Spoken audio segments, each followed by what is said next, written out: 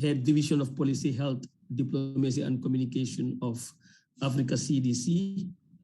We'd also like to welcome the presence of Dr. Yumiko, UNESCO, Bridging Widening Gap Between Science and Society Aggravated by COVID-19 Pandemic.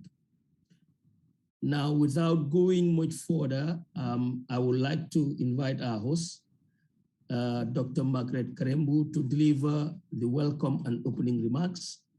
Maybe it would interest you to know that Dr. Margaret Karembu is the director of ISA, Africa Center, and she also chairs the Africa Life Science Knowledge Hub. She holds a PhD degree in environmental science education from Kenyatta University in Kenya.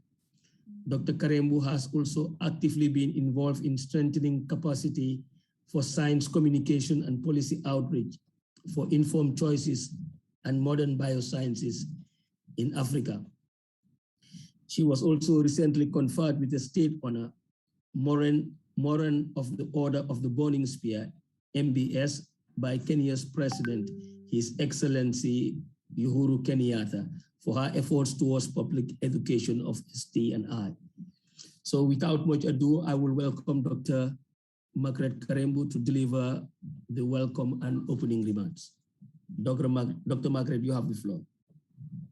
Thank you so much, Chair Tomasi, for that very elaborate introduction. And I'm so humbled that we were able to work together all through from the time we began.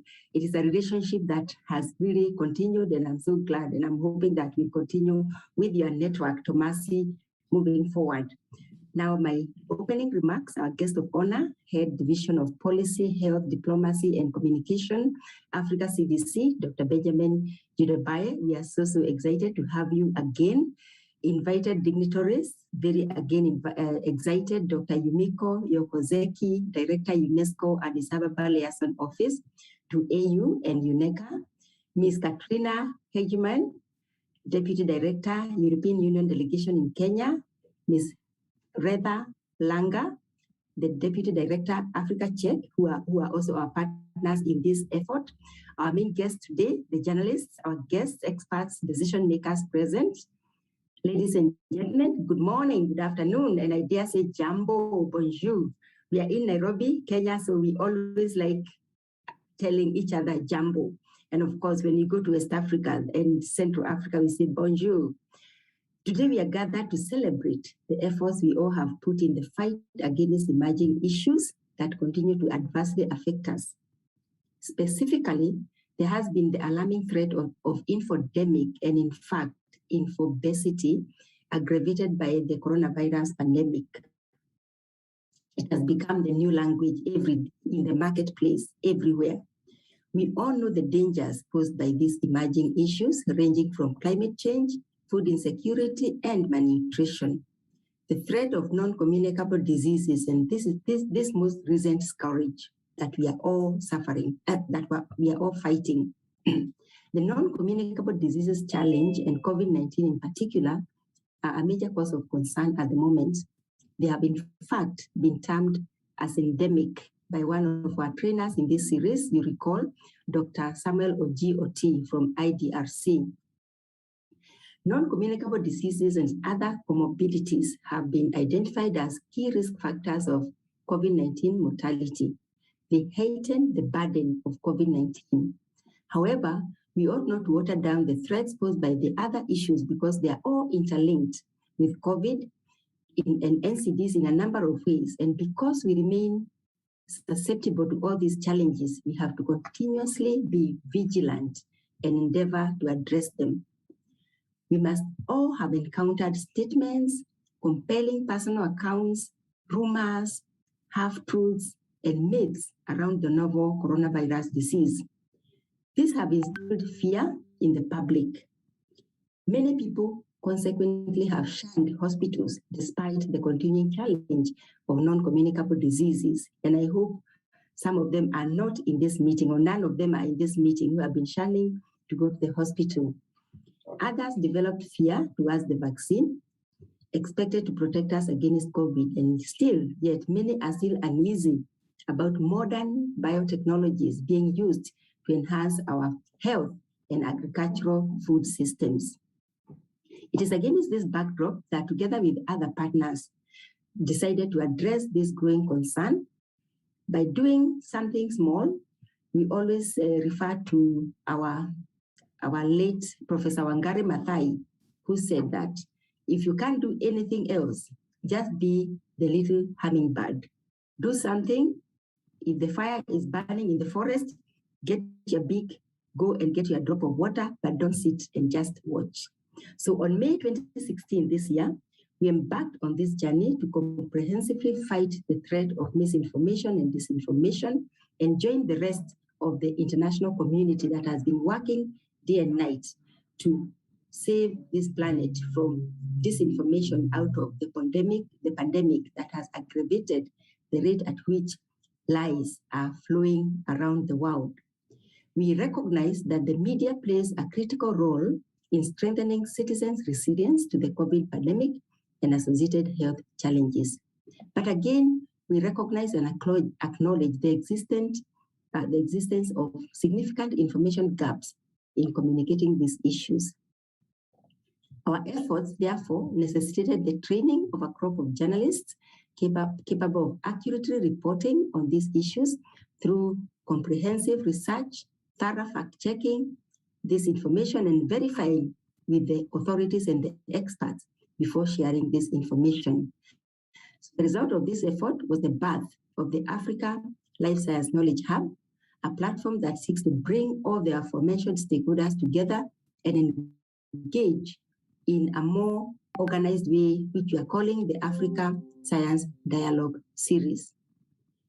We have in the past 2 months had a series of training courses that sought to build on the online courses already offered by the United Nations Educational, Scientific and Cultural Organization, of course UNESCO, who have been our partner, around the topic of media, information literacy and pandemic.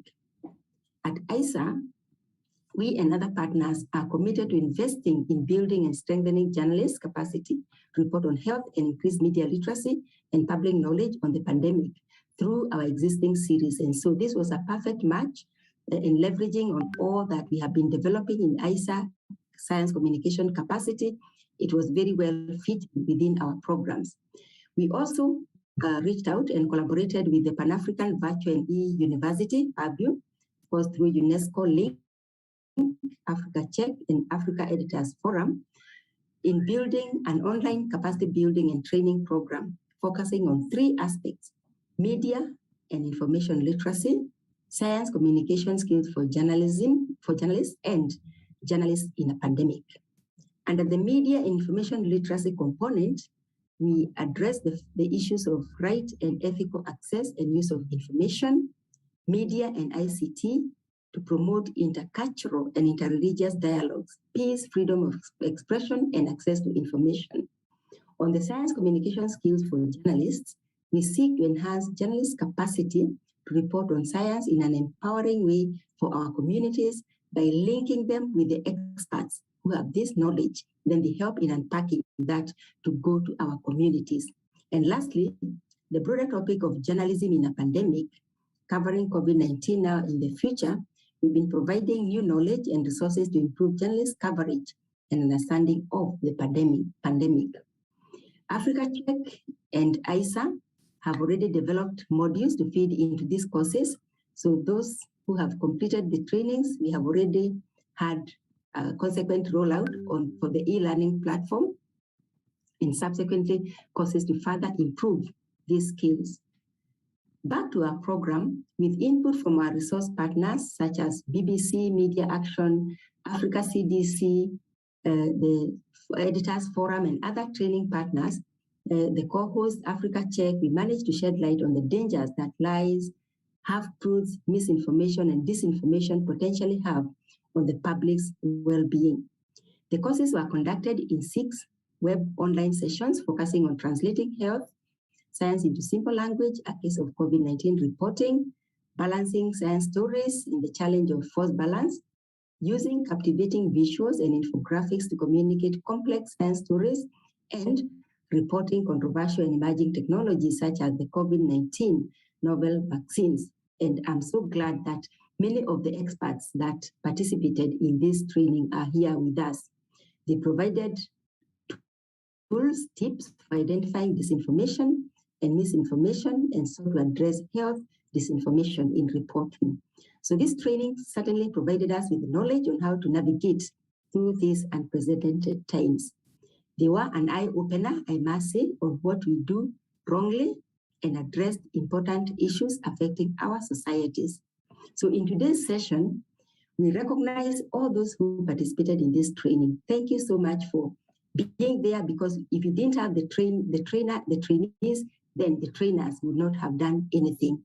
So again, as we launch the Africa Life Science Knowledge Portal, through which we will bring together the experts on health matters, researchers, scientists, innovators, and environmental experts to be able to link up with the journalists, pairing up interactively. We believe that the hearty conversations and dialogues that we have begun will not end, but continue through this platform. And as we were just conversing with Dr. Yumiko, we're all feeling that these conversations have been so lively, so hearty. We hope that we'll be able to continue. So finally, on behalf of ISA, I extend our heartfelt gratitude to UNESCO, European Union, Purview, Africa Check, Africa CDC, and TIFE for this continued partnership in implementing these important activities. I also acknowledge and appreciate all our instructors, moderators, mentors, and those who participated in this program. So once again, I welcome you to this closing session and looking forward to another lively and hearty conversation as we go along. Thank you.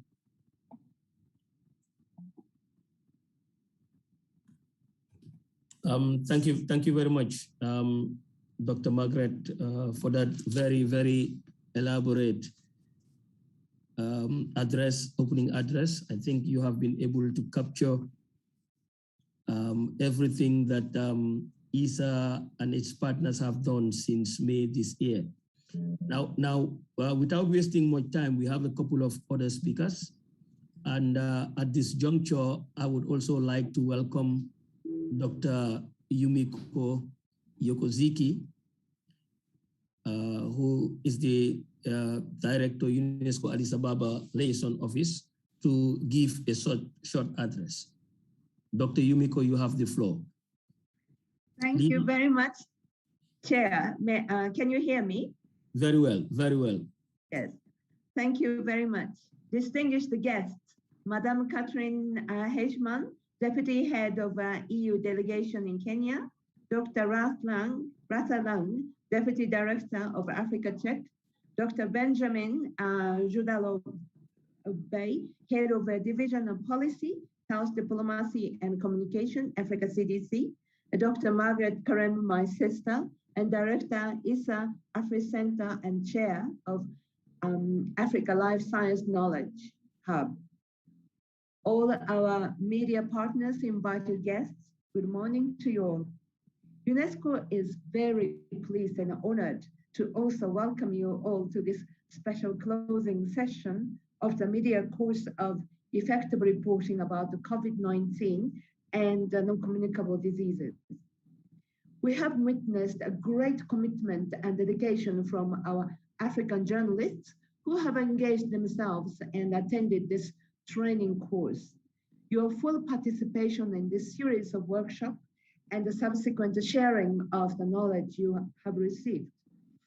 This is what will make Africa continue to make a great stride in the fight against the COVID pandemic and other diseases. The partnership with like-minded partners, that is ISA Africa Center and AfriCheck, has enabled us to jointly conduct this series of virtual training. UNESCO would not have had better partners than you, and we do look forward to enhancing this collaboration further. We are also very pleased that through this training, we have strengthened our partnership with the Africa CDC, line ministries such as Ministry of Health, the academia, scientists, the media partners, and fact checkers.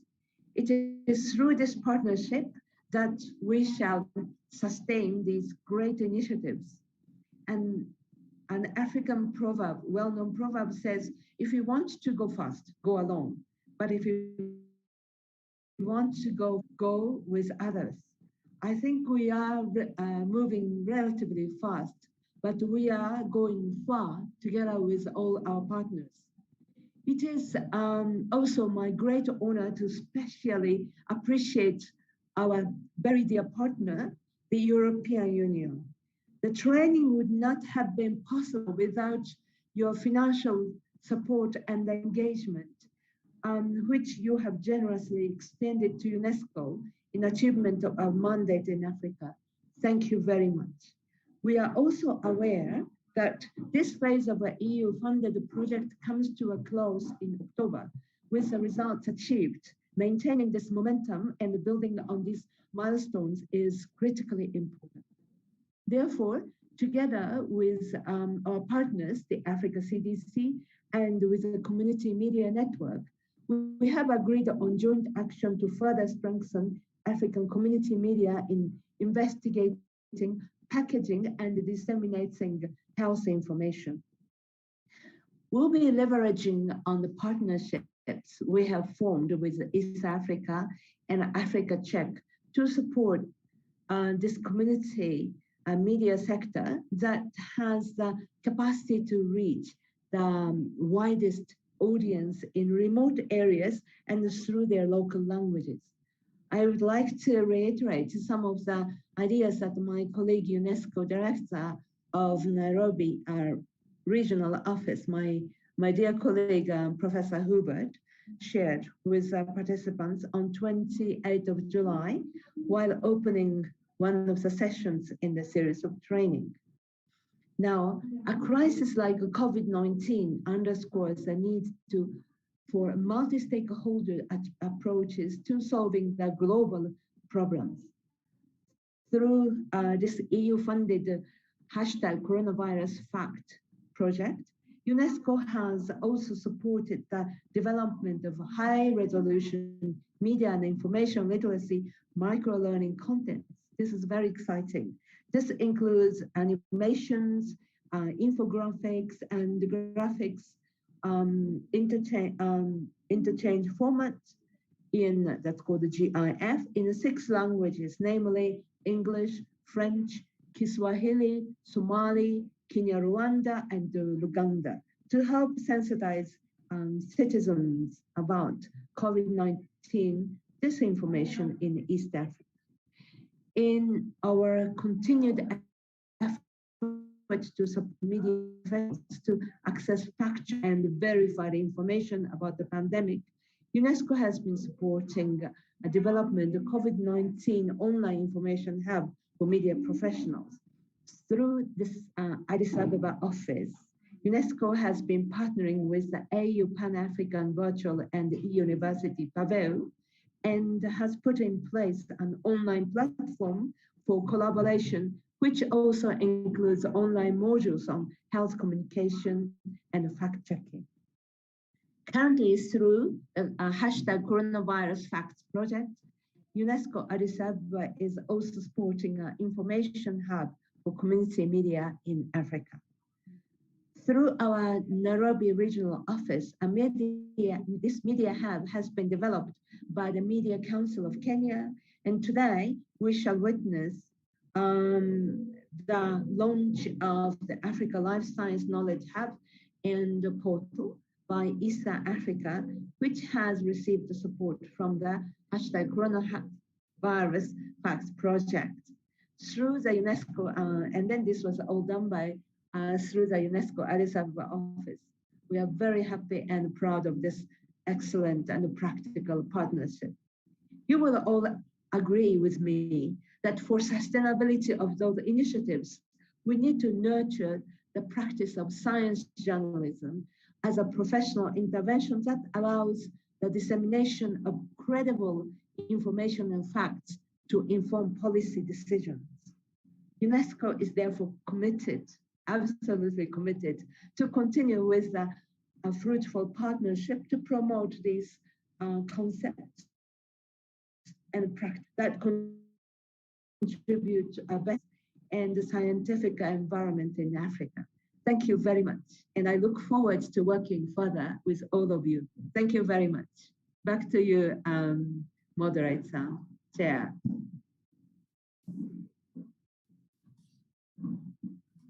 Thank you very much, Dr. Yumiko. And thank you very much for the encouraging words and for expressing UNESCO's commitment to continue to work with the various partners that have been involved in this training program. We will still continue. We will now want to call on Ms. Catherine Hegeman to give a short speech. Ms. Catherine Hegeman is the Deputy Head of the Delegation of the European Union to Kenya since 2019. And prior to her current position, Catherine served as the head of the political section of the European Union delegation to Botswana and SADC. Ms. Catherine Hegeman, you have the floor. Thanks. Asante sana, as we say here in Nairobi. Thank you very much for giving me the floor, and thank you for inviting me to the special closing session for the media course on COVID-19 and non-communicable diseases. As you said, I'm currently based here in Kenya for the last 2 years as the Deputy Head of Delegation. Very much enjoying my time here despite the difficulties of COVID-19. As you know, or may know, the EU has also been at the forefront of providing economic and social support to the most vulnerable here in Kenya and beyond, and especially those who face at full strength the devastating effects of COVID-19. So I would also like to start by highlighting our pleasure in seeing a timid but significant signs of economic recovery, as well as increasing numbers of fully vaccinated Kenyans. I know that doesn't mean the entire continent. There's still a lot of work to do, but we've been working hard here in Kenya, and I know that colleagues have been working hard in other African countries together with member states to ensure more vaccines are available. And I've personally been overseen in recent weeks consignments coming from Denmark, France, Greece, and Latvia, amongst others. And more vaccines are continuing to come from Europe, with another consignment from Poland this weekend and furthers to come. So your work of communicating around COVID-19 and broader health issues is very close to my heart. Looking at the news globally, despite enormous efforts made by government authorities to organize COVID-19 vaccine rollouts, we have all witnessed slow vaccine uptake, and it is to get the vaccine. Many doubts seem to remain with the general population on the safety and effectiveness of COVID-19 vaccines, despite considerable research and efforts being invested to inform correctly on these issues. Conversations abound online on the very efficacy of social distancing and COVID-19 prevention measures. You still see remarks saying that wearing a mask is unnecessary. You can also continue to find online conspiracy theories, according to which COVID-19 does not exist. We have all seen the sad passing of COVID deniers, keeping their convictions firm, even when faced with death in a hospital bed. As you are today graduating from a course on how to effectively report on COVID-19 and non-communicable diseases, you will certainly know how information and disinformation affect these dynamics and make or break the success of a public health campaign. By misrepresenting facts and distorting science, media can often risk to fuel irrational fears and bring people to refuse cures, not to seek help when they are sick, and even worse, not to comply with simple disease prevention rules that could protect them and protect their families. The cost of these behaviors for societies are considerable, as disinformation ultimately contributes to damaged social fabric, going well beyond individuals' interests and conditions. Fact-based, fair and balanced information and analysis are key ingredients to counter fake news and manipulate narratives. This is the reason why early on, the European Union has decided to support independent journalism and sensitive reporting worldwide, training and empowering journalists through these programs.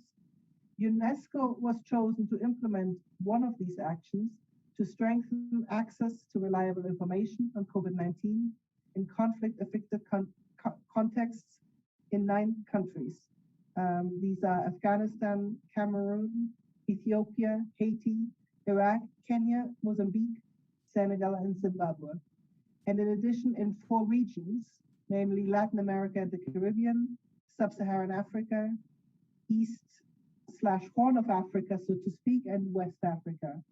The training concluding today is part of this effort.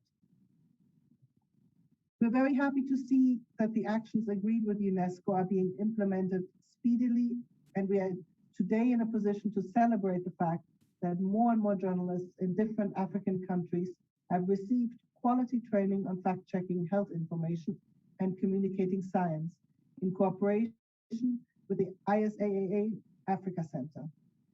We are also happy that the program is broader than COVID-19, touching on curing and preventing non-communicable diseases at a time of emergency.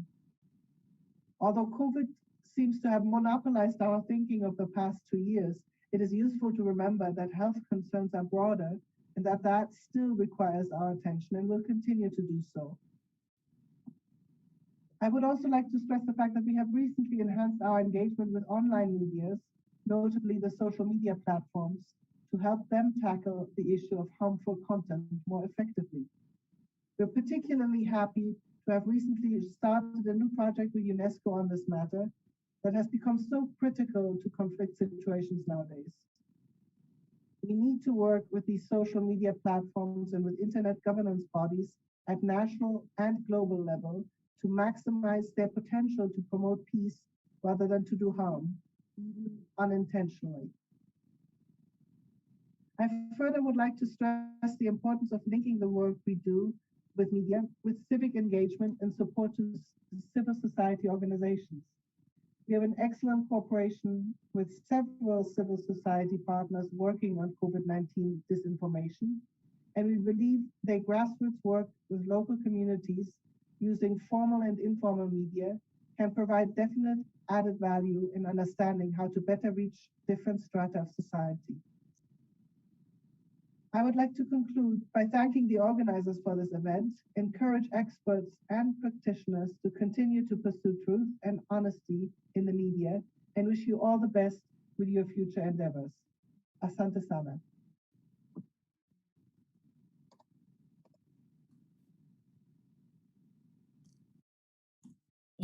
Thank you very much, Catherine, and we still just continue, and we'll just continue and move forward, and we would like to invite Dr. Retha Langer, the Deputy Director of Africa Check. Dr. Retha Langer lives and works in Johannesburg, South Africa. She is the Deputy Director of Africa Check, the continent's leading independent fact-checking organization. As Deputy Director, Dr. Langer guides and oversees the overall technical leadership of Africa Check, including operations, human resource, and fundraising. Dr. Retha has a diverse set of experience in media entrepreneurship and the non-profit sector across the African continent. She holds a PhD in heritage from Wits University. Dr. Retha Langer, you have the floor. Thank you so much for that introduction. And thank you to everyone here. It is really such a wonderful honor and privilege to have been part of such an impactful and important project, and then to be able to be together, even though it is only online. It is wonderful to be here with such a special group of people. It is always sad to close something, thing, but it is good to be together to close it, and at least not by ourselves. I feel like I should also reiterate the message that we've already heard from some of our speakers around tackling these problems together. I also feel so strongly about that, that we need to work together to tackle the issues around health misinformation, around effective reporting. It certainly isn't something that just, it's wonderful to hear that everyone feels that and agree about the importance of partnerships. For us at Africa Check, collaborations and partnerships like these are such an important part of our work. We are very, very aware that we as a fact-checking organization cannot tackle these issues by ourselves, and that we need these kinds of partnerships and these kind of opportunities to work together. So like I say, it's just wonderful to be here and to have been part of this project. I was also very happy to hear sort of a focus on community media. I was just talking to our colleagues in Nairobi, Kenya yesterday, and we were talking about some of the challenges facing journalists that work in community media, and just how important that group of journalists are to increase access to accurate information for communities. So it's really wonderful to hear those ideas as well. That is certainly something that we at Africa Check is also very, very passionate about. Today, I'll give a little bit of a sense of the overview of the courses and the work that was done. Dr. Margaret has already spoken a bit about that, so I will also give a little bit more detail on that, and also share some of the lessons we've learned together with our partner and collaborator ISA in these courses. As I mean, this would not be news to anyone. We've of course seen such an avalanche of dangerous health misinformation and disinformation with the COVID pandemic, and we see the latest sort of surge in that in terms of misinformation and false information related to vaccines. And we know that the impact of this can be so dire if we think about some of the false information that is out there around treatment options, around cures, around how to prevent COVID. Health information is of course nothing new. Africa Check actually has its origin in health misinformation. We are almost 10 years old. Our birthday is actually next year, and we were launched because of misinformation related to the polio vaccine in Nigeria. So health misinformation and misinformation about areas such as politics, the elections, none of that is new. But I think that the scale and the sort of speed at what we're seeing this false information travel is quite a dangerous phenomenon. For us at Africa Check, fostering fact-checking skills across the continent is really a key goal, and working and partnering with bloggers, with journalists, with civil society is so important, because we know these professionals are key role players in the information ecosystem, and it's so important in terms of the impact they have, and how many people consume information from the media and from journalists, that the resilience of those groups of people are built, and that they are given the skills and the support to enable effective reporting. So that really is a key goal for Africa Check's work, to foster fact-checking skills and to build the fact-checking capacity of journalists, civil society, and others that are key role players and have such a huge impact in terms of the information that people are able to access. I myself was a journalist for many years and have also worked in civil society in health. So these topics and these issues are particularly close to my heart. And that's why projects such as this is just so important. Training is also a key part of our work in terms of the COVID-19 pandemic. We see the extent of misinformation traveling, so it's so important to make people more aware of it, make journalists and civil society more aware of the strategies you can follow, how you get access to accurate information. So this is really a key area, and this collaboration was a great opportunity to broaden the focus in terms of COVID, in terms of health and non-communicable diseases. Election periods are, of course, also of particular importance and relevance to journalists and members of civil society and fact checkers. So that's also a key area of this work and of our work in general is fact checking around elections. I will now move towards giving a brief overview of the course that we implemented together with ISA. It was first two general webinars that preceded the media training. And that was really important because it laid the groundwork for the training. So it was in some ways a sort of curtain raiser to the media courses. Then our partner ISA implemented 4 media training sessions, which bring the capacity of African journalists in effectively reporting about the relationship between COVID-19 and non-communicable diseases. Each session was introduced by a keynote address, and it was a very participatory approach, which is, of course, very important for such work. So there was lots of discussions and working groups. 66 journalists from across 14 African countries attended the 4 sessions, which focused on, for example, using visuals to communicate complex science stories and translating health science into simple language. The fact-checking training followed, and that was 2 online workshops. The first one focused on tips and tools for identifying mis and disinformation and addressing health and misinformation for accurate reporting. And the focus there was really around debunking misinformation on COVID-19 and NCDs, using tangible examples and sharing really practical tips and tools that journalists could use. There was also, as I've mentioned, lots of examples given around elections as well, around misinformation we've seen in different countries. And so we also followed a really participatory and practical approach. And in terms of the fact-checking courses, 45 participants attended the first course and 53 the second one.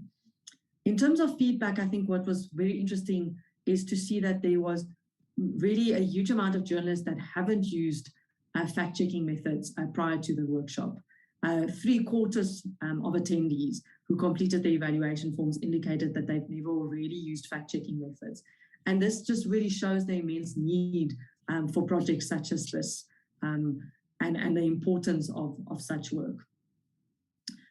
We received generally very positive feedback, and I just wanted to highlight 2 comments which I think shows the impact of this kind of work.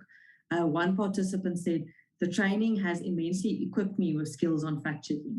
It instilled with me a confidence to go the extra mile, to look out for rampant disinformation and deliberately help in combating." Another attendee also referred to the elections in Kenya. The training was spot on, especially for me being a Kenyan journalist, because we are headed for general elections next year in the middle of a pandemic. It has injected me with great knowledge. Now I will be in a better position to isolate facts from falsehoods in a more professional way. And this kind of feedback just shows the impact of this work and how important it is. There was also some really key important lessons for us in this work in terms of what us at Africa Check saw as well as ISA. The first one, which I've mentioned already, is around collaborations. And I can't emphasize that enough. It's so key for us to come together, to bring our different approaches and to work together to find solutions and to enable more effective reporting. The second lesson is around sort of the complexity of medical reporting. And that is really a key hindrance in terms of medical jargon and terminologies to enable effective reporting. Myself as a journalist, I can also speak to this. It's often very difficult when you see these scientific journal articles, etc., and you're under time pressure and you've quickly got to do a news report. So there's definitely work to be done to help journalists also interpret the science. Local context is so important. Again, around sort of the African context in which we all work and making it easier and simpler to communicate complicated science. There is also insufficient and limited access to experts and relevant information. That is also a key sort of challenge for journalists in terms of the flow of information and having access to experts to help them interpret and understand and then communicate science to a broader audience. So access to experts and building those relationships are really key. And that's perhaps another area to look at. How can we empower and equip journalists in terms of relationship building with experts? So that is also another important area. It is also important to build the resilience of journalists, and that was a key focus area of this course. What we call in the fact-checking space is sort of pre-bunking. So making people more aware of the kinds of misinformation and disinformation you might find, whether if it's in health or elections. We often find the same types of false information circulating. So you are almost able to equip journalists and empower the broader public by saying, look out for this. You are likely to find misinformation around this topic or that topic. And that's a very effective strategy. So pre-bunking is certainly very important to create just broader awareness on the types of misinformation. And then when a journalist or a member of the public sees that kind of information, they will remember that, wait a minute, let me pause, let me think. This might be a piece of misinformation. So that's really a key area. We also really appreciate the focus not only on journalists, but also on different individuals that contribute and play such a massive sort of role in public discourse. As I've mentioned, bloggers, members of civil society organizations are really key in this as well. I would really also encourage the journalists to apply what you have learned during these courses. You play such a key role in terms of increasing access to accurate information to the public. So I would really reiterate the importance of applying the skills that you've learned, applying the knowledge, and realizing the role you play in terms of the public. People really rely on journalists for accurate information. So you are such an important part of this, and I really would encourage you to apply the skills. I would also encourage more linkages between experts and journalists, and we've seen that has already happened from this course, which I think is really exciting impact to see those relationships being built. And in closing, I would just again like to thank everyone for the opportunity to be part of this project, for the opportunity to be part of this closing ceremony. I hope as much as it's a closing ceremony that it's only the beginning, and that we will find other ways to collaborate and work together to enable more effective reporting and enable increased access to accurate information. Thank you so much.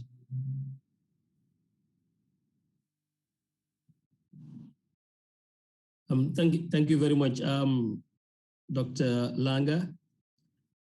And thanks for the encouraging words, especially your narration of the feedback that you have received from some of the participants.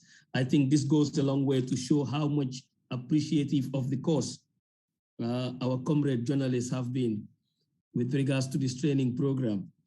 And thank you also for encouraging them to use the skills that they have learned during this period in their work. Thank you very much. Now we will now call on our final speaker for this opening session, and of course our final speaker is Dr. Benjamin Judalbai. Sorry, I'm having difficulties with your surname. Who is the head Division of Policy, Health and Diplomacy and Communication, Africa CDC. And Dr. Benjamin, I think, will be zeroing on the role of health journalism in addressing pandemics. He had been with us at a particular time and during the course of the training program, and elaboratively discussed about the issue of disinformation, misinformation, and rumors with regards to our work. Now, Dr. Benjamin is head of Policy, Health, Diplomacy, and Communication at the Africa Center for Disease Control and Prevention, with over 15 years of experience in public health. He is the Executive Secretary of the African Union COVID-19 Response Fund since May 2020. Prior to that, he was for more than 8 years Senior Health Officer for HIV and AIDS, tuberculosis, malaria, and other infectious diseases at the African Union Commission. He also headed the mission of the African Union support to Ebola outbreak in the Democratic Republic of Congo from May 2017 to October 2018. The mission support for African Union support to Ebola in West Africa in 2014 to 2015 for Liberia, Sierra Leone, and Guinea-Conakry over the same period. So Dr. Benjamin, you now have the floor. Thank you very much, Palwi Tomasi, the Director of Program. Let me just say all protocol observed, because thank you very much for that. Many, to save time and distinguished participants. Organizers, it is a pleasure again to take the floor today to be with you. I have a PowerPoint presentation, so if you allow me, I will just open my, I will share my screen. Of course. With all of us, so that we can. That should be fine. Yeah. Can you see my screen? Yes, from this end we can. Very good. So let me just say that the WHO declared a global pandemic on March 11, 2020, and it has swept through communities and continues to reign as uncertainty permeates among those trying to navigate a new type of world where masks are required and embracing our loved ones is prohibited. As society tries to navigate what many are calling our new normal, they need someone to ask leaders and medical experts the tough questions and to give meaning to orders and advices set forth by those leaders. And that someone is news and media. And for that, the media needs to be trained. And that is, I think, the rationale of our presence here today. This is just the outline of my presentation. As an introduction, human civilizations have experienced various severe health problems that has impacted the quality of earth, water, sky, air, fire, which adversely affect humans' well-being and health in different societies worldwide. And since civilizations that human encountered various epidemics and pandemics, which cause panic, destruction, mortality, and mental issues. Outbreaks and epidemics affect regions while the pandemics effects are global and cause adverse consequences in spreading diseases. Outbreaks of infectious diseases are not only public health crises, but also crisis of information. Journalists have at times both to build and undermine public trust, serving as both a constructive source of scientific facts and as destructive source of rumors that tends to amplify panic. So the stakes are now higher than ever before. Epidemics now spread not only physically, but also digitally in prints, posts, and videos that go viral. So given the potentially harmful effect of poor epidemic reporting, journalists has a responsibility to contribute to enhanced public knowledge during times of pervasive fear. So this is just the, I don't know if you can see it very well, but it is just the event distribution in Africa. So these events are signals for pandemics or epidemics across the continent. So these are the 5 regions of the continent that are represented here on the Africa map. And for COVID-19, all member states of the African Union have reported cases. And you can see blue dots, yellow dots, blacks, green. These represent public health events that are happening on the continent. So we are fighting COVID-19, but we have other epidemics that we are also fighting concomitantly. Now, let's just give some definitions of the concepts. A pandemic is an epidemic occurring on a scale that crosses international boundaries, usually affecting people on worldwide scale. A disease or condition is not a pandemic merely because it is widespread or kills many people. It must also be infectious. For instance, cancer is responsible for many deaths, but it is not considered as a pandemic because the disease is not contagious, all right, and not even simply infectious. But we know that some cancers are caused by infectious agents.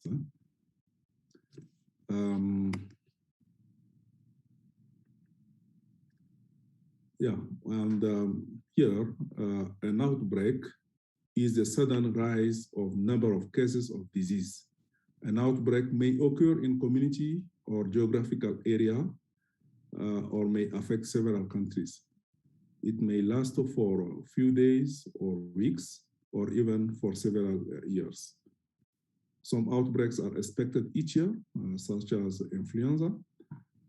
Sometimes a single case of an infectious disease may be considered an outbreak, like cholera, for instance. If you have one case, is an outbreak, or Ebola. This might also be true for the disease like, foodborne botulism, or has a serious public health implication like bioterrorism agents such as anthrax. And an epidemic occurs when infectious disease spread rapidly to many people, like the SARS in 2003 in Asia. Pandemics. A pandemic is a global disease outbreak, and it differs from an outbreak or epidemic because it affects a wider geographical area, often worldwide, like today with the coronavirus, COVID-19, okay? And affects in greater numbers of people than an epidemic. It is often caused by a new virus or a strain of virus. And today we are seeing, the initial COVID virus is no more the same. As we move on, we have different variants from alpha now to mu.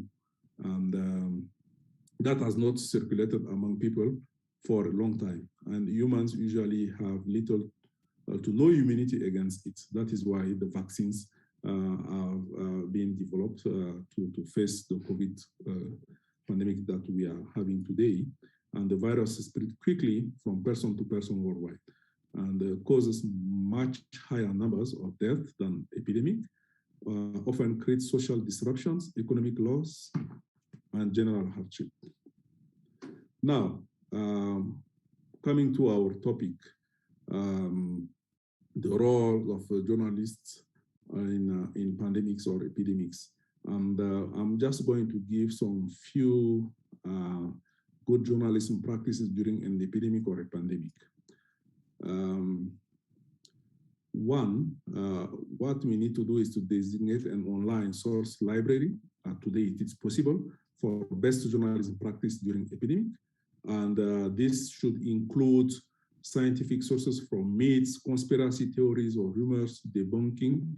And we have seen that one during the 3 months of your courses. Recommendations for reporting in affected communities, how do we do it? The guidelines for preventing the spread of stigma, resource for limiting and addressing secondary trauma, training lectures and seminars, and that is why you have been through this program throughout. So that is it. And also a relevant glossary of relevant scientific and medical terminology. Extremely important if you want to report accurately.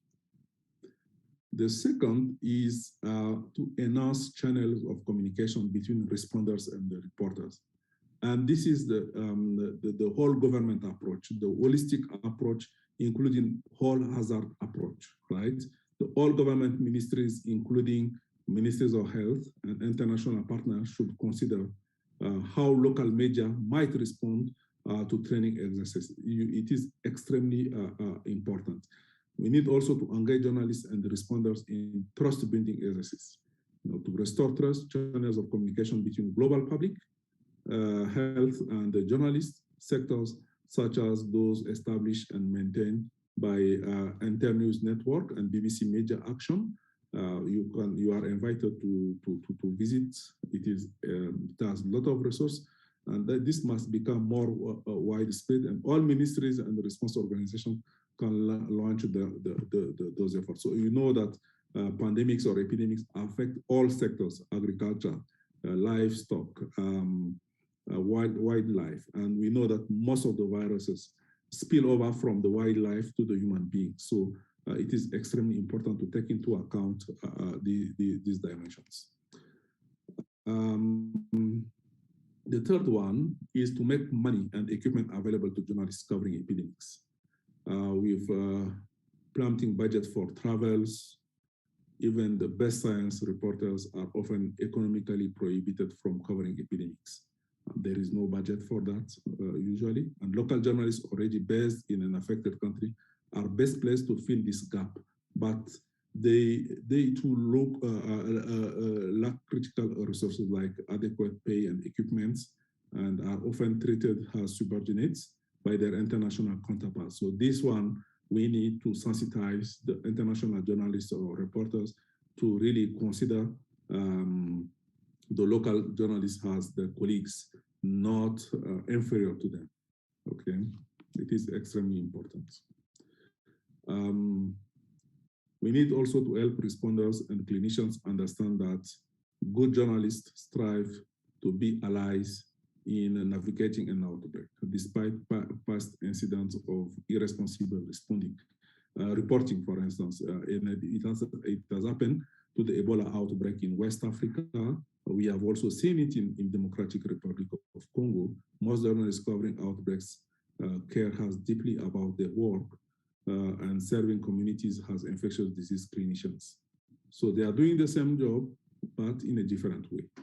And they work at personal risk and for little financial gain. And that is also the dimension that we need to take into account. In conclusion, these are my take-home messages. Responsibility for establishing and maintaining journalism good practice image belongs to journalists, who must not take lightly the power they wield during a public health crisis. That is the lesson number one. The lesson number two, one of the most important roles journalists play during pandemics is to provide clarity when there is so much uncertainty. They provide the needed context and nuances and break down complicated concepts for non-experts.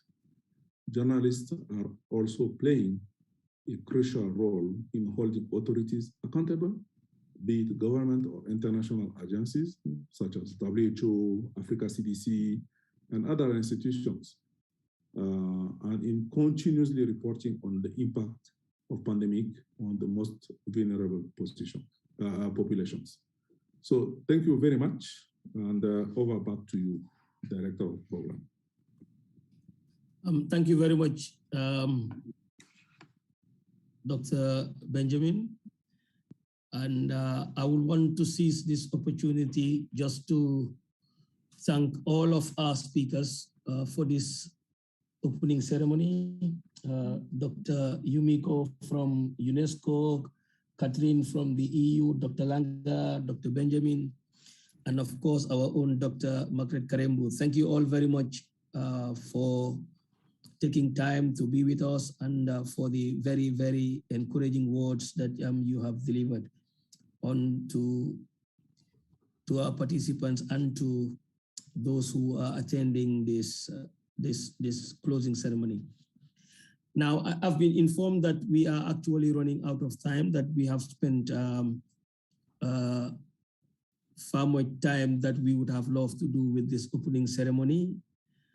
And with the permission of the organizers, or let me first say that on behalf of the organizers of this program, of the training program, on behalf of ISA and Africa Check, we would want to appreciate the support of the EU as well as UNESCO in this training program, and we would definitely want to engage you more to continue on this great endeavor that we have. I'm sure there are still so many journalists out there who would have loved to be part of this training program, but probably because of the number of limitations, they have not been able to get the opportunity to be part of this training program. So I'm sure that there will be engagements and there will be more opportunities for other journalists to also attend future training programs. Now, with the permission of Dr. Margaret, if you don't mind, we will just move on straight to the next item on the agenda, because I understood we are already running out of time. Tomasi, I wanted to, sorry to interject, because I know Dr. Benjamin had another engagement and we wanted to ensure that issues the certificates to our graduates today. So I don't know, Benjamin, if you have 5 more minutes so that we can do this and then we release you, or you can still stay with us. Benjamin? Dr. Benjamin, are you there? Yes, I am here, but my internet, frozen a little bit. So back again.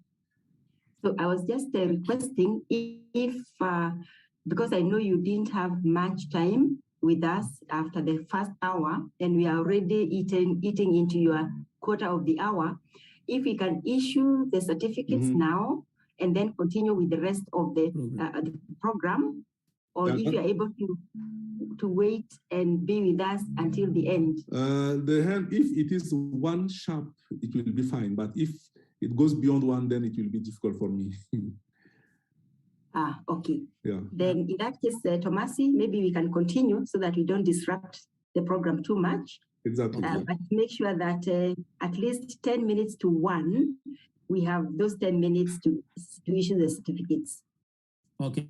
Yeah. And Dr. Margaret, can you please give me the signal when it is closer to that time, please? Okay, I'll give you a signal 1:45. Okay.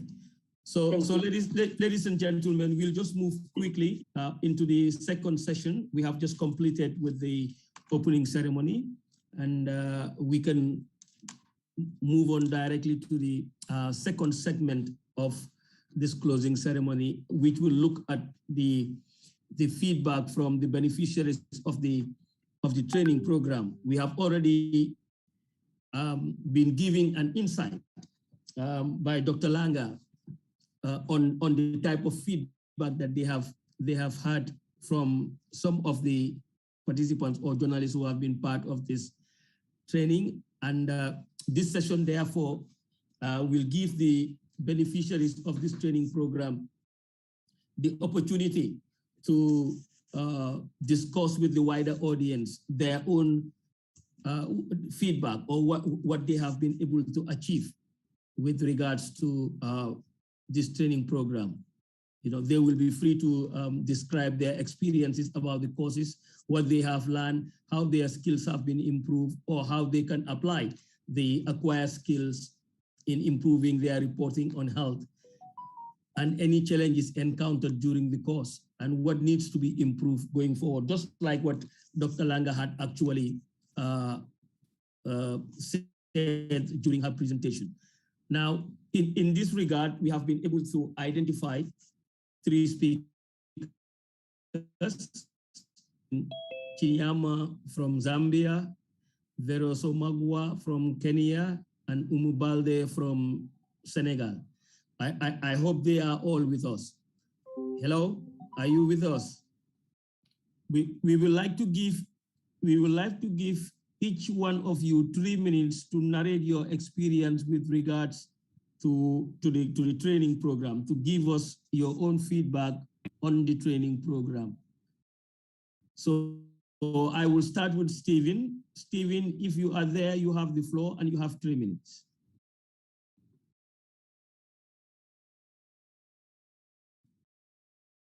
Stephen, are you with us?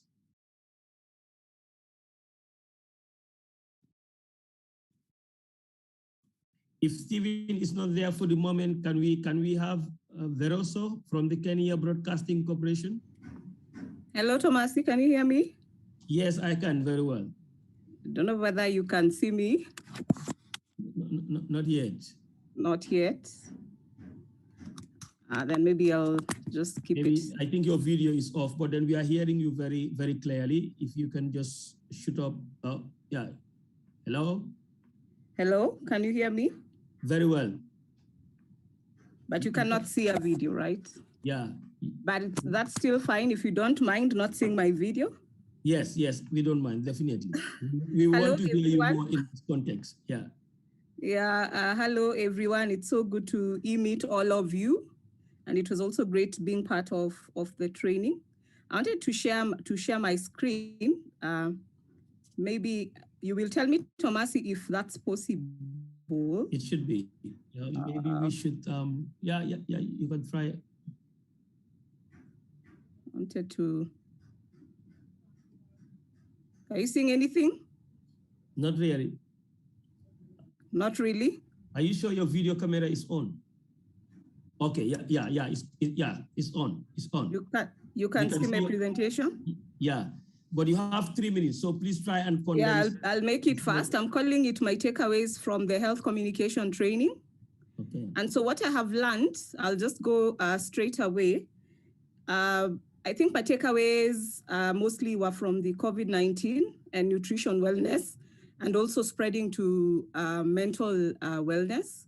How to just tell stories that show the link between COVID-19, nutrition, mental health, the gaps and how to bridge them, the need to demystify the science, explain the place of science in situations, and especially in this case, COVID-19, clear communication in storytelling, giving well-researched, accurate, and relevant information, and also incorporating in stories a call to action and offering solutions, seeking the opinion of audiences just to know what they think can be a solution. And I find that this is very helpful for me in my work because I'm also a news editor, and so it helps me guide my team well.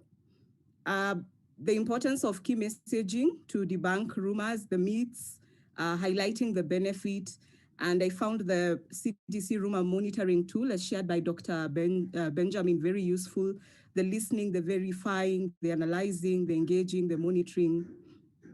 And of course, for us, especially in media and in our local context, there are a lot of falsehoods being peddled about COVID-19, even now, with as much information as there is out here. And so I find this, I may not stick to it as per the CDC guideline, but I use it a lot when I'm trying to get the information. Fact checking, very important. Just the importance of verifying information, searching where the information is publicly available. Thankfully, we have, for example, our Ministry of Health. We even have the Africa CDC. You know, we have platforms where you can find out information if you need to. Skills gained, fact checking. I think I cannot explain this enough. I found this to be very, very beneficial, especially this course. The texts, the images, the videos. Our facilitator Camila pointed out that if you're in doubt, you either leave it or you make sure you verify it. And learning about those tools that are so easily accessible and available for free online, being alert and careful when looking for clues, and also just setting the contexts, and just the importance of using simple language and different platforms. And at this point in my work, I use that a lot. Like I encourage reporters to include infographics. Units I liked the most, I do not have favorites. I liked everything. and especially the breakout sessions. It gave us an opportunity to interact and to learn more about each other and what is happening in our countries. Over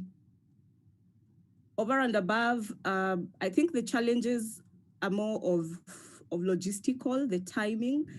For me, I found that it was not the most ideal for some of us in the newsroom. I work physically from the office, and so I had to make special arrangements just to be able to attend this training, but I don't regret any of it. But how I wish, although I know we live in different time zones, how I wish there was a way to just make it accommodative for everyone. Then connectivity, and here I'm talking about internet data bundles. They're very costly, especially if you're working from home, like most of us journalists are doing, or in the case of this course, if you had to take some time off work to be at home, then there's that challenge of having to buy the data bundles and maybe them not being enough, and therefore impacting on the connection, which was sometimes poor and unstable in some regions. And because of that, there's that feeling that perhaps something more can be done. My recommendations will be to review the timing of the sessions, if possible, in future, make provision for data bundles for seamless internet connectivity. And I would recommend a continuation of this very noble initiative of empowering journalists. I want to believe that learning does not stop, that we are in this mode of continuous learning. And so I want to say thank you to everyone who made this possible, and to just hope and pray and just encourage them to continue encouraging us in our work. Thank you very much. Thank you very much, Vereso. I definitely like the portion on the challenges that you have brought into context, and I hope that the organizers will take note and actually try and address some of those challenges maybe during the next session or during the next training program. You also have some very insightful recommendations that you have made, and which I think also should be looked at by the organizers of the training program. Because we have already mentioned that there is need for further training and to give other journalists some kind of opportunity to be part of the next training. So we go to our next speaker or next participant who will give us a feedback, Umu Balde. I can see Umu online. Umu, are you with us? Hello? Yes, Umu, are you with us?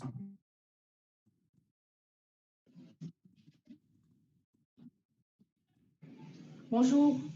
Bonjour. Okay, Umu will be speaking with it in French, and for those of you who will need translation, you can just go to the interpretation button and select the. Bonjour. Bonjour. Bonjour. Oui, bonjour. Excusez-moi, j'étais dans l'ascenseur, c'est pourquoi la connexion était partie. Pardon. Voilà. Donc bonjour à tout le monde. Je remercie vraiment les initiateurs de cette session de formation qui a été très utile pour nous en tant que journalistes scientifiques. Par exemple, moi, j'œuvre dans ce domaine depuis plus de 10 ans maintenant, que je fais des reportages et des émissions en matière de santé. Donc, quand on a des initiatives de ce genre, ça nous renforce beaucoup, surtout dans ce contexte où il y a beaucoup de mauvaises informations, de désinformations qui circulent à travers Internet surtout. Donc, nous, journalistes scientifiques, nous sommes très écoutés en ce moment. Beaucoup de gens attendent notre parole, notre opinion sur beaucoup de questions, notamment en ce qui concerne la pandémie de Covid-19. Alors, moi, la session surtout qui m'a le plus marqué, notamment dans les travaux de groupe, c'est par rapport à l'utilisation des visuels pour pouvoir captiver l'attention du grand public, notamment ici au Sénégal, parce que on le sait également, beaucoup de personnes ne parlent pas français, alors que dans les médias, on utilise beaucoup plus le français qui est notre langue officielle. Avec les visuels, on peut plus captiver. Comme on le dit souvent, une image vaut 1000 mots. Donc, avec une image bien préparée, bien ficelée, on peut faire passer facilement un message et captivé, parce que c'est difficile dans ce contexte de pouvoir véhiculer les bons messages, parce qu'il y a beaucoup de désinformation, comme je l'ai dit encore une fois, sur Internet. Beaucoup de gens sont connectés, donc ils gobent tout finalement. Donc, nous, journalistes scientifiques, c'est à nous de pouvoir véhiculer les bons messages, aller vers les bonnes personnes ressources, prendre leur message et essayer de le décrypter, mais surtout de le rendre accessible à la masse. Et puis, dans les travaux de groupe, nous avons également parlé des difficultés de langue. On a essayé de trouver un mot qui collait, par exemple, l'appellation de COVID-19 en Wolof, parce que c'est la langue la plus parlée au Sénégal. Nous avons trouvé l'expression Mbasmi pour pouvoir atteindre tout le monde, pouvoir véhiculer les messages. Donc, tout le monde utilise Mbasmi. Donc, finalement, le message passe au Sénégal. Mais maintenant, l'autre problématique abordée, c'était également la vérification des sources d'information, parce qu'il faut aller donner la parole aux bons spécialistes, mais surtout de vérifier également, d'équilibrer. Parce qu'il ne faut pas seulement donner la parole au ministère de la Santé, il faut également donner la parole à certains leaders d'opinion, mais également d'autres scientifiques comme l'Organisation mondiale de la santé. Si, par exemple, en ce qui concerne le vaccin, si on a par exemple la position du Sénégal qui a sa propre politique de santé, on a également besoin parfois de l'opinion des experts de l'Organisation mondiale de la santé et d'autres scientifiques du Sénégal pour pouvoir diversifier les sources d'information, mais aussi et surtout de pouvoir équilibrer l'information, parce que forcément les opinions ne sont pas partagées. Donc, je dis en gros vraiment que cette formation a été très utile, surtout en ce contexte, parce que nous en avons besoin. Parfois, on a même du mal à savoir où avoir les bonnes informations. C'est difficile, hein? J'avoue, parce que les informations viennent de partout. Maintenant, c'est à nous de voir, par exemple, les bons sites d'information, mais également de créer des visuels pour pouvoir atteindre la masse, véhiculer les messages pour que ça soit accepté. C'est le cas également pour les vaccins qui ont du mal à passer. Comment convaincre les populations à aller se faire vacciner, c'est un challenge de tous les jours.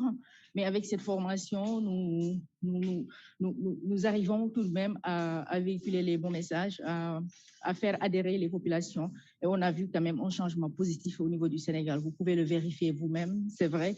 On est arrivé à la même position pratiquement que beaucoup de pays africains. Nous sommes seulement à 3% de couverture vaccinale de manière générale. Mais au Sénégal, quand même, nous avons atteint 10%. Ce n'est pas mal et je pense que la communication y a beaucoup joué et ce genre de formation aide beaucoup les journalistes scientifiques que nous sommes. Je vous remercie encore une fois.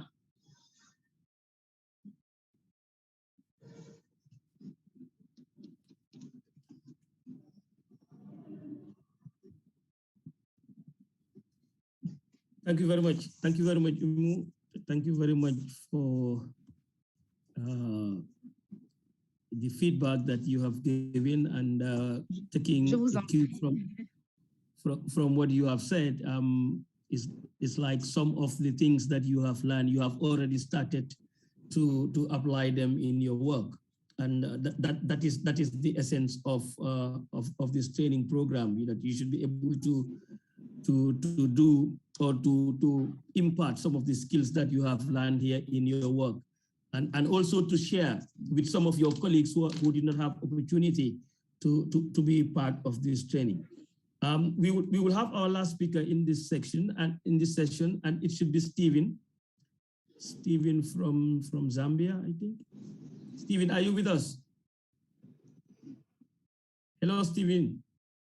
Yeah, yes, we are together. Yes, comrade. How are you?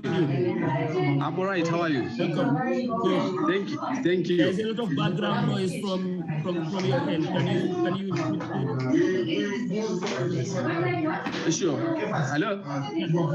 Yes, still background noise. Am I clear? Am I clear?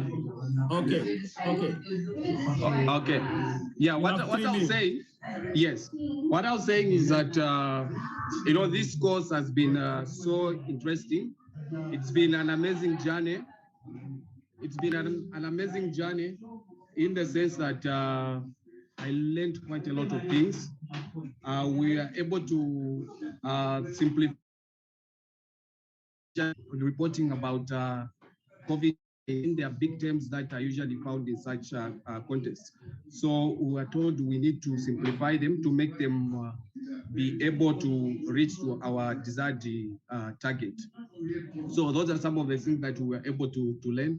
Also to learn. Then the other thing was we were supplying the resources need to apply when doing our day-to-day, our daily work, when executing our job. So we are taught how to do certain things here and there, and also the links where we can get that particular information. We are shared, they supplied that particular information. Then the other thing that I think I liked about the course, it was so interactive. We're able to engage, with the different health experts, from different organizations. So that is part of that is one thing that has encouraged me to also do my job well. And then the other thing that I liked about this particular course, in our country, we're having elections on the 12th. We had elections on the 12th. But due to that particular time, the course was happening on the 12th. Then I requested that I can join in the next session. So there was that opportunity of me catching up in the next session, which was after we had those elections on 20-something August. So I was able to catch up, which is a good part of which is a good thing on my part, because I didn't get backwards. Then the other thing is we were taught on how to verify information using different assorted, sophisticated tools. Yeah, and then I can give you an example of a certain picture that, an exercise that we're given. There's a picture that showed something like some fire somewhere. When we're given that exercise, we're able to find the source of that particular picture and what was put to that picture so that it looks like it was fire. So that on my part, I think I was so impressed. We were able to identify, to isolate the truth from false information. Then the other part that I also observed is, I think the facilitators were able to explain well to ensure that we understand what we are supposed to do as a journalist to execute our job professionally in terms of reporting issues to do with COVID and non-communicable diseases. So they were on point. Everything was clear. Then some of the challenges that we observed, I think the first speaker highlighted it, something to do with internet data. Yeah, that is something that is expensive. So on my part, I was making sure that, I catch up with the internet that is at the office, because it's something, that is super speed, and you are able to catch up without missing anything. So on the data bundles, at least that is something that needs to be looked into. In that, wherever you are able to connect to catch up with your colleagues. Then how I'm going to apply this particular information that I've learned is that I'll be able to do a research thoroughly, and where I can get that information, I've already been given the material, have the tools. Then I'll also be patient when doing my work, because I won't rush it, because I know what is required of me and what is something that is going to reach into the ears of our and also the readers. Yeah, so I think I'm so happy. Yeah, I have no regrets. I'm so impressed about this particular course. It has really built me. I've moved from one level to the next level. And I'm going to assist my colleagues also on how to go about it. I'll apply to share it with my colleagues right here. Yeah, because it's something that is very, very important. Yeah, I think I would like to take this opportunity to thank the organizers for giving me this opportunity to also learn and be able to do my job professionally, yeah, without compromising anything. Yeah, thanks a lot. Thank you very much. Thank you very much, Stephen. Thank you, Vereso, Umu, and Stephen. Thank you very much to all of you. It is refreshing to know that you have already started applying some of the things that you've taken from this course. And you and I know very well that we are often, as journalists, we are often accused, or most of the mistakes that we make is simply because we are in a haste to publish or to broadcast, and therefore we don't verify the information that we have. But now that we have put in some kind of stopgaps to be able to verify, I think that will improve the type of work that we do. So thank you very much, and it is good to know that you are already applying some of these things that you have already learned. Now, I've been informed again that we are pressed with time, and that very soon our guest speaker might be leaving. So we are readjusting so that we can issue the certificates now. Then we continue with the rest of the program. So Dr. Margaret, over to you. Thank you. Thank you so much, Tomasi, and so refreshing to hear the testimonials of the beneficiaries of this training. It is indeed a great pleasure and also a piece of encouragement that we did something and it has been received well, it's being applied. Because as a teacher, there's nothing as bad as when you teach and then you find your students on the streets because they didn't think that you taught them anything. So now we are at the time when we want to really crown the moment of our 3 months training. And as the wise tell us, nothing succeeds like success. And this is the team that was able to successfully complete the course. And we are very happy. We are very excited about your contributions also, because even as we taught, we also learned a lot from you.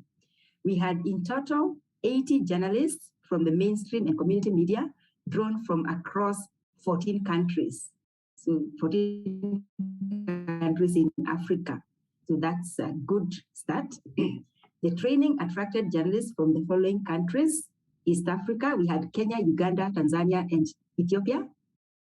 In South Africa, Southern Africa, we had Zambia. We have just heard from the testimonial from Zambia, and of course we had one from Kenya, Zimbabwe, Malawi, South Africa, and Madagascar. Then from Central Africa, we had DRC and Cameroon. Western Africa, we had Ghana, Nigeria, and Senegal. So Tomasi, you did well in mobilizing your team.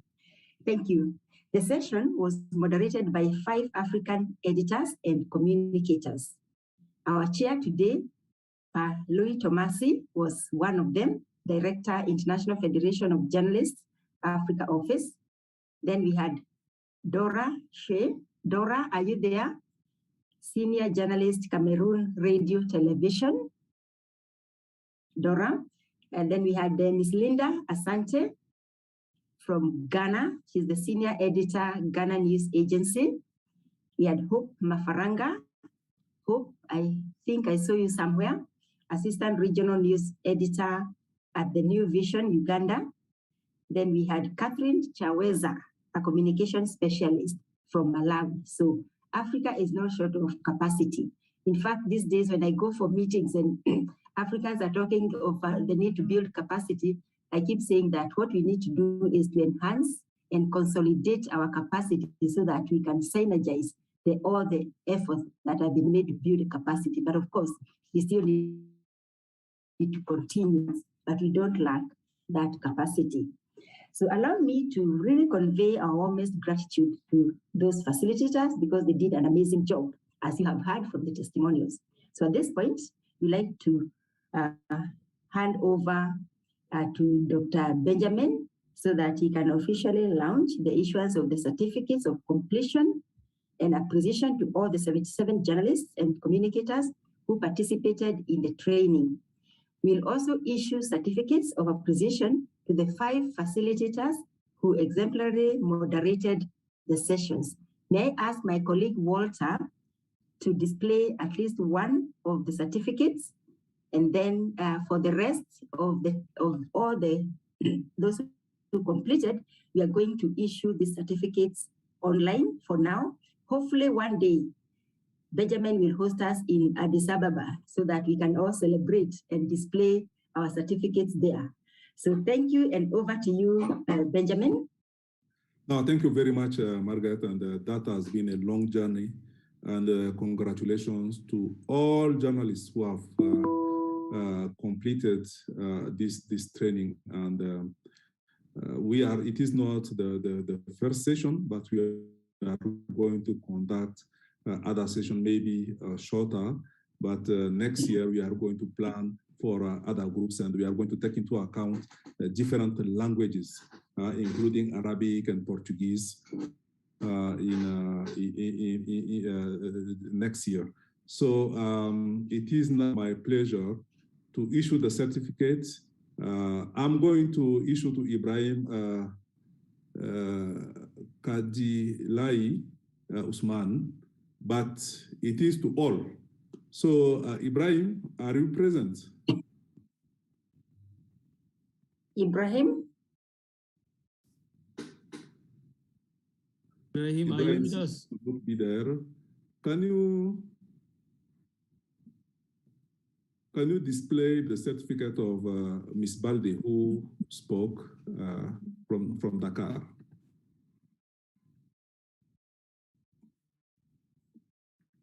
If you have it, let's display it. Walter, can you display the certificate of Umu Balde from Senegal, RTS Senegal? Yes. So Umu is there. If Umu is online, so. Yeah, Umu is online. So Umu is my sister, Fulani, so I can say Jarama to. Sorry, Benjamin. We're still compiling the certificates. So okay, it's fine. Okay. Yes. All right. So let me congratulate all the participants and issue the certificate to all of them. It is really a pleasure to be part of this very exciting exercise, and congratulations to all of you. Thank you. Thank you. Thank you. We need to give. Let's clap. Or is it a thumbs up? And then for those who are able to open their cameras, maybe we can open our cameras so that we can have a group photo with our guest of honor and our other present here. If you're able to open your videos, we can open up, and then our cameraman will take us a photo. And then as we are opening our cameras, Lydia Gachungi from UNESCO will say something, a brief remark on behalf of the UNESCO team before Benjamin leaves. Then we'll continue. Please don't, remember we have a program to finish, so don't leave. Godfrey, are we okay? Yes, we are. Okay. Thank you. We don't see some people opening their cameras.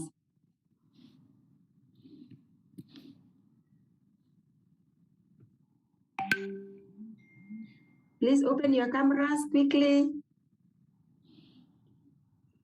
10 more minutes before our guest of honor leaves. You have your last chance to start. All right, I'll be taking this on the count of 3. Great. So on 3. Silas. Okay, I think we are representative. Yes. All right, on the count of 3, you look up and smile. 1, 2, 3. Thank you so much. I have it.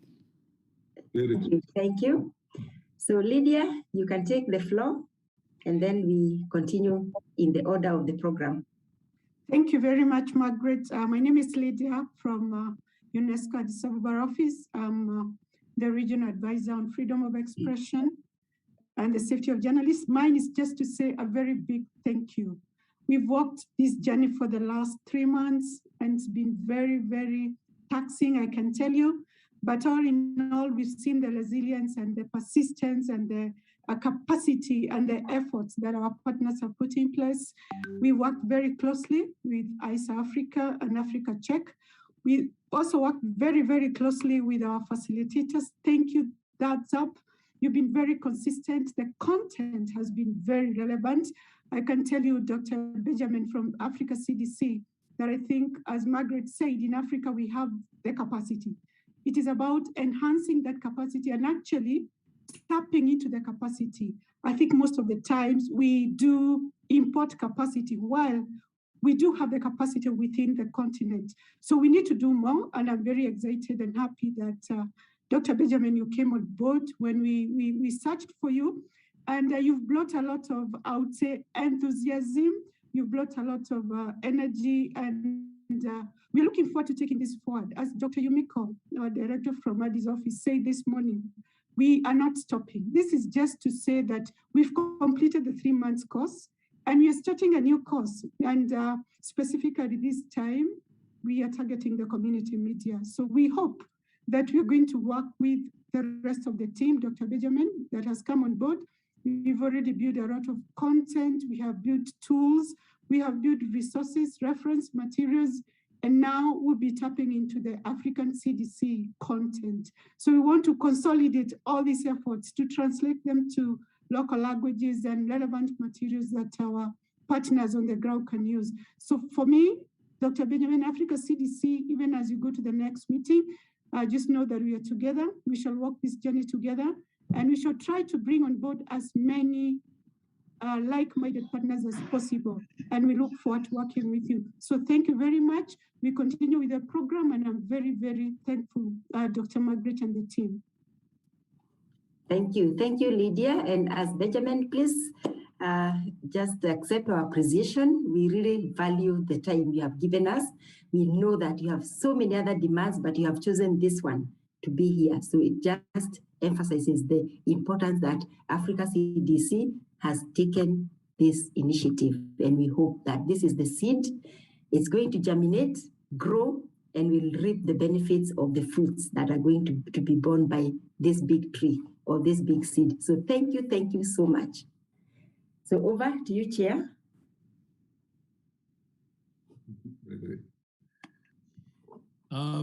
Thank you very much. From my own volition, I would also like to thank Dr. Benjamin. He has been outstanding, absolutely. I can still recall the presentation that he made on disinformation and misinformation and rumors, and how he categorically identified the basic pitfalls in all of those issues. Thank you very much. Thank you very much, Dr. Benjamin, for being with us. Now, for the last segment of this program, we are now moving into the last segment. I would like to call on my colleague, Comrade Walter, to take over from me and coordinate this last session. Comrade Walter, please.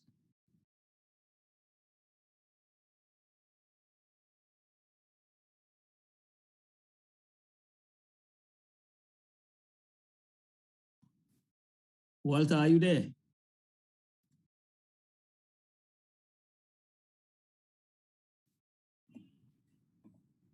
Hello, Comrade Walter, can you please take over for the last session? We lost Walter, so maybe Bibiana, you can take it up.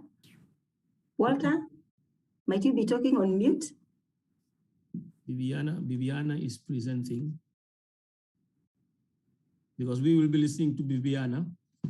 Okay, since Walter is not there, let me just go on. He's come. He's here. Okay, great. Comrade Walter, can you please take over? Yeah. Bibiana. Yes. I'm having trouble somehow connecting, so kindly please. Okay, so I believe in the program we had a session for purview where Dr. Eric Tambo was given on the objectives and on the purview courses. Do we have Dr. Eric Tambo online? That one was covered when I was speaking. Oh, right, when you did your remarks. remarks. Yeah. Okay, thank you. Then I guess I'll just introduce myself and go ahead to talk about the ALS Hub. Thank you all so much. It's good to see a number of you in the meeting. As we've had, have been engaging and going through this training program together, and it is so fulfilling and so rewarding to hear the feedback that we're getting, and to know that it has improved and impacted the beneficiaries of the training. I'm so happy to hear that you're applying the skills that you learned, and I think it's Stephen who even mentioned that he plans on assisting his colleagues moving forward, so we can see the positive ripple effects that this training is going to have. So thank you, and thank you again to our supporters, our partners for this. To Dr. Benjamin, thank you for coming on board. I think your coming on board has made our efforts that much more impactful. So we appreciate you. Thank you so much. I'm going to share my screen and briefly talk us through the Africa Life Science Hub, where this journey started. One second, where this journey started, and then quickly just do a demonstration on how we can utilize this platform.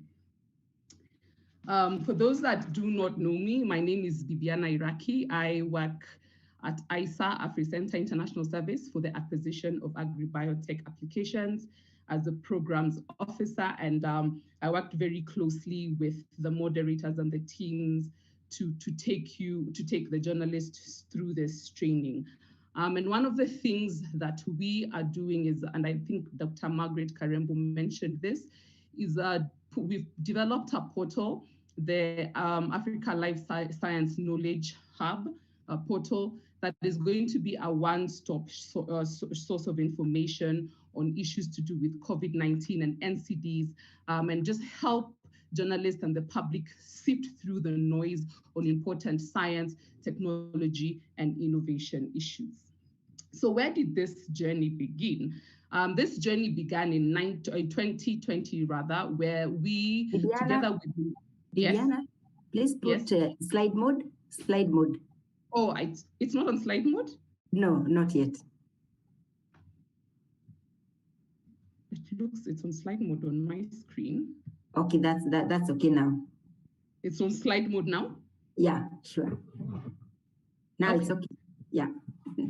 Okay, so the genesis of this portal started in 2020 when we got together with UNESCO and some partners, and under the framework of UNESCO's project on coronaviruses, addressing the disinfodemic on COVID-19 in conflict-prone environments. They had a project that aims at strengthening citizens' resilience on COVID-19 related disinformation, that's contributing to the achievement of SDG target 16.1. So under that project, we did a study, an information needs assessment study on COVID-19. And this study was done across 6 African countries. And this is in Cameroon, DR Congo, Kenya, Madagascar, Senegal, and South Africa, with close to 200 journalists who have covered COVID-19. And we really just wanted to understand and identify what are the gaps. And so the objectives of this study— You're back on the other presentation. Yes, so when I was actually on presentation mode when you asked me to move. Am I back on presentation mode? No, not yet. Sorry. I'm trying to understand because on my screen, it's coming off as presentation. Apologies for the hitch. Is it?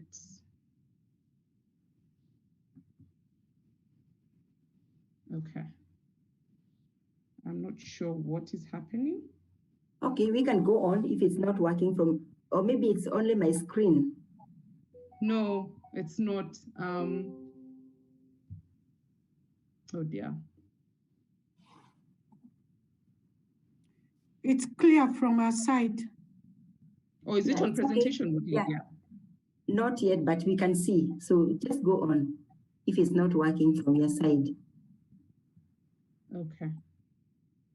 All right. So the objectives of this study were to identify local experts who are ready and willing to engage with the media on COVID-19. We wanted to identify knowledge and information gaps of policymakers, community leaders, faith-based leaders, and media practitioners. We wanted to establish disinformation status and information needs of these key constituents. And then also very importantly and linked to this to this platform, we wanted to determine barriers to effective mainstream media coverage of COVID-19 and propose appropriate mitigation strategies, and also identify the challenges that journalists were facing when covering COVID-19, and then propose appropriate mitigation strategies. So the study was really important for us because it provided a data-driven approach for establishing information needs to inform the nature of interventions and type of media stories that need to be aired and or published. And the portal is one of those interventions that were proposed from this study. So how did we do the study? We identified journalists using purposive sampling. And what that is basically a judgmental or expert sample that can be logically assumed to be representative of the population. So we did purposive sampling and focused on journalists that have reported on COVID-19 on the 6 countries that I have mentioned. And we sent this journalist a semi-structured questionnaire with both closed and open-ended questions. This was administered via SurveyMonkey, and we were able to analyze that and come up with some data that helped us chart some way forwards. We also had some semi-structured interviews with experts from relevant institutions, because remember, one of the things, and I mentioned earlier from the objectives, is that we wanted to identify experts that are ready and willing to engage with the media. So I won't go into the details of the entire study, just to highlight that we engaged and spoke to journalists and we spoke to experts. And then I think that brings us to why and why this portal was very, very important. So when we did the study and some of the feedback we got from journalists in terms of the challenges they face when from covering the pandemic, they told us one of the key challenges was, the ability to decipher information and tell whether it's accurate or not. That seemed to be a key challenge. The inability to understand technical information, of course, now the jargon that was coming out was proving to be a challenge, and also the availability of local experts. So those are the 3 key challenges that journalists were facing. And as you can see from that, we were able to structure the course that we just took the journalists through based off on the data that we received from this study.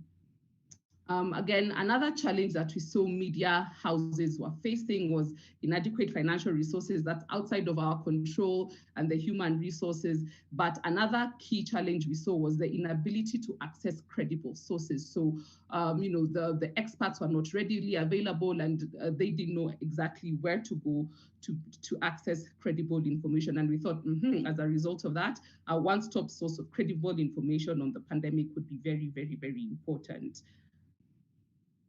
Again, one other key thing that stood out for us that really justifies why this platform was important was the misinformation and disinformation, and where they were getting a lot of that mis and disinformation from. I don't want to go into the details of this because I'd be preaching to the choir, but of course, social media, the digital media revolution we've seen how it is really amplifying mis and disinformation, and this study really just emphasized the need to also try and put a lot more effort on digital platforms to address this mis and disinformation and create linkages between the people that can ably clarify the myths, the mis and disinformation that is flying around online. And we saw again, Bibiana, there is a comment on, because the program is streamlined. And there are participants saying you can Zoom so that they can see what you're saying. I can see comments on Facebook, on Twitter, asking you to Zoom it out. Oh, wow. I'm actually on Zoom. I don't know what's happening with the system. Let me see. I'll try and share screen again.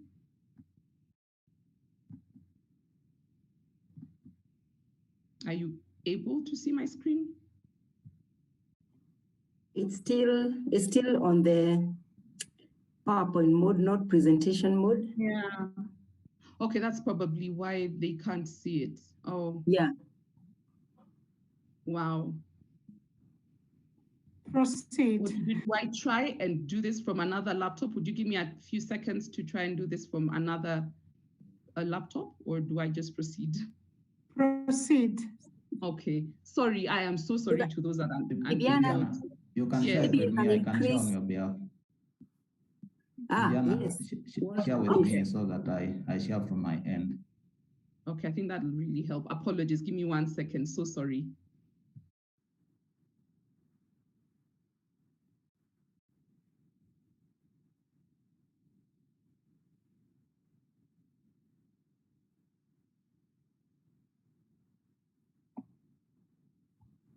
As we are configuring the presentation, please feel free to put any questions, comments, greetings on the chat to know you are there. We'd like to register our appreciation. Any questions, comments? Dr. Karebu, there are quite a number of comments on Facebook and Twitter for those who are following live. Okay. That's great. Our team should be there too.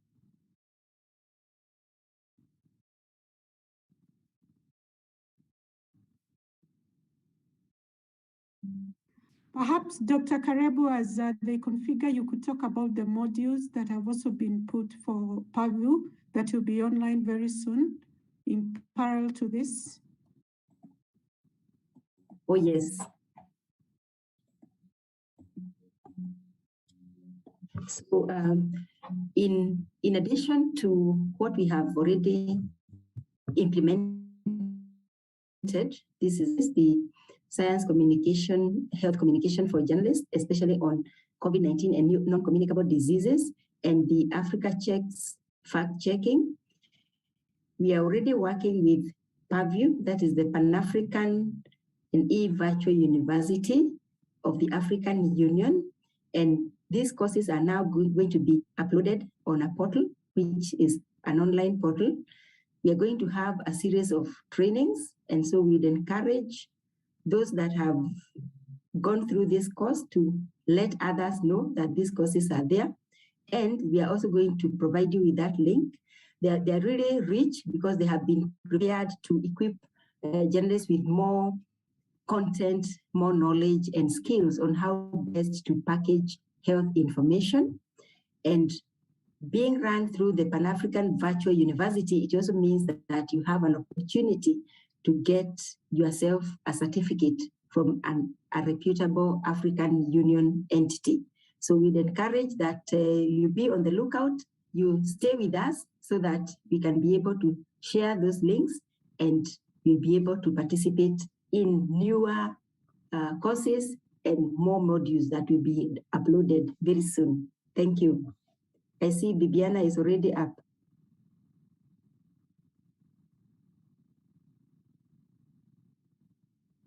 Oops, not yet. So this is going to... Bibiana has found a way, so she's sharing using her laptop. Okay. So I was just mentioning, so that we don't remain on the blank screen, that the courses are very rich in content. They're very rich in practical exercises. It's actually self-paced, so you can learn at your own pace, which is an advantage, especially for those who have busy schedules. We know most of you have very busy schedules, and at the end of that course, there'll be some interactive sessions, again, for you to interact with the instructors. It kind of incorporates more or less a mentorship kind of a program. And through the hub, again, you can always call on an expert so that you can link up and be part of that pairing program as Purview is running the module.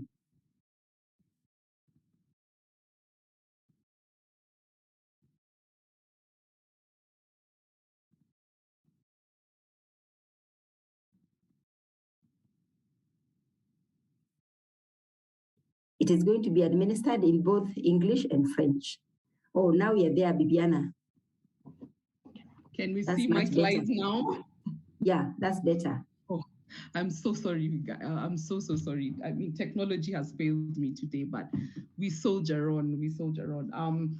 Like I mentioned, I'll probably just go through the last few slides very quickly to try and bring those that were not able to follow from Facebook. And so those that are listening in from Facebook, I was just giving a backstory to how and why we set up or thought of coming up with this portal. And I informed, and I was taking participants through the slides to show a study that we did in 2020 in partnership with UNESCO and Factchecking on a knowledge and information needs assessment study on the COVID-19 pandemic that was done across 6 African countries.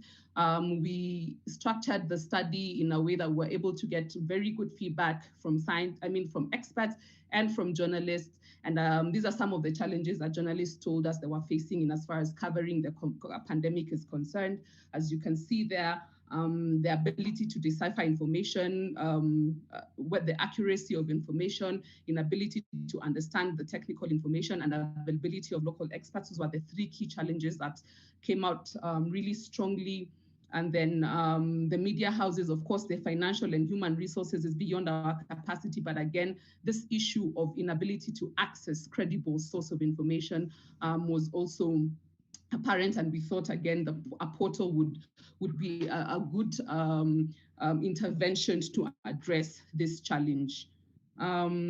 Again, I said I don't want to preach to the choir. We know the issue with digital platforms in as far as mis and disinformation is concerned. It's out there circulating widely, and we saw from the study that it's very clear that mis and disinformation that is circulating on social media is also affecting and influencing the coverage of the COVID-19 pandemic. And so because of that, we thought it's really, really important for us to then be able to come up with a platform that will be able to address this. So some of the lessons and outcomes that we picked and learned from the study is, and we've been able to implement some of this through the course that we've taken journalists through, is that we needed a training on how to decipher if information is accurate for the journalist. And we did that, and we've had some of the feedback coming in that it's been impactful what Factchecking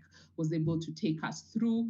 The issue of jargon and simplification of technical jargon, we had some sessions in there where that was addressed. And again, like we said, this is a continuous process, and this is something that we are working through. Even with the platform, we're going to look at how to address this when we bring in the experts. How do we build their capacity to enable them to simplify their languages? The technical jargon.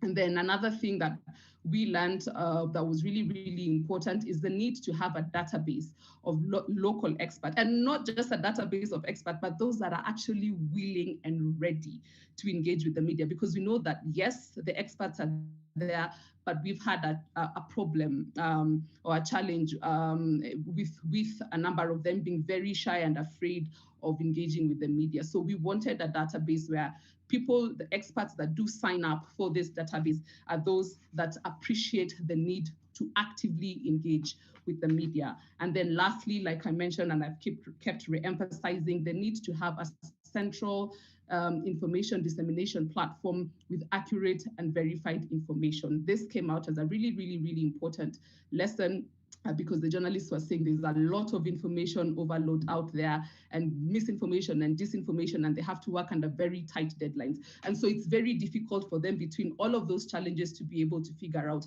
where do I get the expert? Where do I get this credible information? And so if we could just have a central source where they can come, get and speak to the right experts, and a lot of conversations that is factual, that is verified, is happening on this platform, then that would contribute towards addressing this disinformation challenge.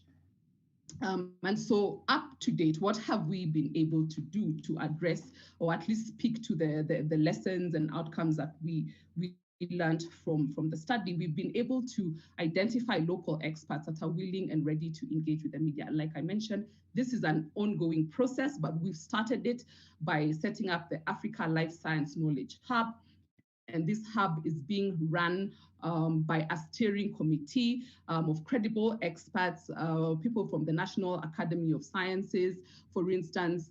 And so we have this committee that is bringing experts on board, and they're bringing in experts that are ready and willing to engage with the media. So check, that's been done. So what is work in progress? And when I was talking about the challenge of the technical jargon, is we also have seen and appreciate that there's a need to also train experts on public communication and media engagement skills. So we've gotten this good, a number of experts that are ready and willing to engage. And some of them, of course, are a bit media shy.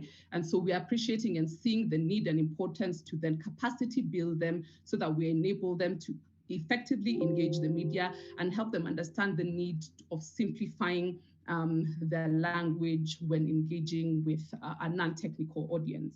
The other thing was strengthening journalist capacity on health reporting and fact-checking, double check. We've had very good feedback from the participants about this. And again, it's something, as Dr. Karembu and Lydia have spoken to, we continue to do through the purview course. And then lastly, the need to develop a one-stop source of credible information that is going to create linkages between the journalists and the experts. So we said there's a lot of disinformation, there's a challenge between these two very important constituents. They're not able to link up very well. And because everybody is online, why not create a one-stop source of platform where they can link and people are able to get credible information from. And that, ladies and gentlemen, is what led us to put together the Africa Life Science Knowledge Hub portal. I'm just going to talk you through a bit of what this portal is, and hopefully do a short demo of how you can register and be part of this portal. But very importantly, we had 3 key objectives when putting this portal together. Number 1, I repeat it, provide a one-stop source of credible information on COVID-19 and NCDs, and also, of course, on other science, technology, and innovation issues, so environment, health, agricultural sciences. We are going to have a diverse list of experts and issues that you can come and have addressed on this portal. Second objective was creating interactive linkages between journalists and experts. And hopefully from this, we're going to be able to enhance factual reporting. We're being that hummingbird that we had from Dr. Karembu. And then lastly, we also felt this was an opportunity because we have seasoned media experts and they've worked with us throughout this journey. The likes of Tomasi, we had from Diran in Nigeria, if those of you who are able to participate, and he took us to a very interesting presentation on the challenge of false balance. So we have seasoned media experts that are able and are willing to hold the hands of the young and upcoming reporters and are going to avail themselves on the platform to also address some questions and help to guide you. And of course, hopefully from that, we are able to get at least improve the quality of reporting that we see. So the portal, like I mentioned, we have the technical experts who we are calling your Mythbusters. So when you get into the portal, these are some of the things that you'll be able to see. And I'm just giving a bit of a snippet on some of the things that you'll be able to see from that portal. And then we'll be able to get an opportunity to go through a short demo to show you how you're going to be able to register. So these are the technical experts, and this list will continue to grow. And these are the people that you'll be able to create linkages with as journalists. We don't want to go and get expert profiles and dump them on here, because we know that's going to create a challenge in as far as proactivity of the experts. We want those that are willing and ready to engage, and so we want them to be the ones to come and register, upload their profiles, which means that they'll be proactive, and that will keep the interactivity within the platform happening. And so these are people we've engaged, we've talked to them, and they're willing to be part of this, and this will keep growing as we continue to reach out to our networks and ask the experts to come in here and sign up and avail themselves to you. The media experts, and these are your mentors. We've heard that there are people that we walked through this journey with, that were moderators that guided us through the focus, through the discussions in the training sessions. And these are people, again, that are willing and ready to assist you when you go, when you're part of this community and you feel stuck and you want to get a tip or two on how you could enhance the quality of your story. We have seasoned experts in here that are willing and happy and ready to hold your hand. And so when you get to sign in, you get to be part of this community and enjoy these perks. And so how do we do that? So you would have to create an account, of course. And like I mentioned, we don't just want to load experts there. We want experts to also be able to create their own profiles, and so that they're a bit more proactive and not just having dormant profiles sitting there. So the experts will be able to come in, create an account, upload photos, etc., and have access to. And then we'll also have the journalists who can come in, create accounts, and then that enables them to then be part of this community and ask questions. And we also thought there are other people that are not necessarily experts or journalists, but also just very key individuals or people who are seeking facts. But we also provided or created a provision for them to be able to ask that information. And the reason we separated is because at the back end, we want to be able to track the connection and the linkages and the interactivity between the experts and the journalists to know how this is faring. And so the only way you would be able to ask a question to this community is if you sign up to this portal. And the reason we did this is because we don't want anybody to just come and throw in, random question. What was the price of sugar yesterday? We need the questions to be relevant. And then, of course, the tags you can see here: environment, non-communicable diseases, public health, biotechnology. These tags will keep growing. So when you ask a question, you also have a provision to tag your question, and because the tags will keep growing, when you tag your question, the expert within that field will then be able to respond to, or it will give you the experts within that field, so you're able to ask the questions to the right experts. So I want to stop sharing screen and at least just take you through how you will be able to do that, how you'll be able to register as a technical expert. So allow me to have someone share the screen to show you how you can do that as a technical expert. Sorry, we are multitasking with many screens here. So if you have a question as we do that, feel free to throw it at us. So this is what the portal currently looks like. You would go to askhub.com, and when you go to askhub.com, this is what you will see. And so, like I mentioned, everybody needs to register, including the expert. And so let's assume that you're an expert and you want to sign in. This is how you would go about it. So let's create an account for an expert.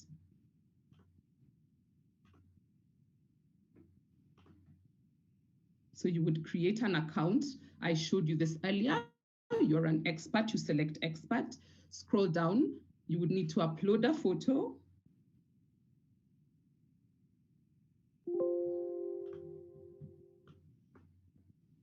Yeah, technology is failing us today. Everything is hanging.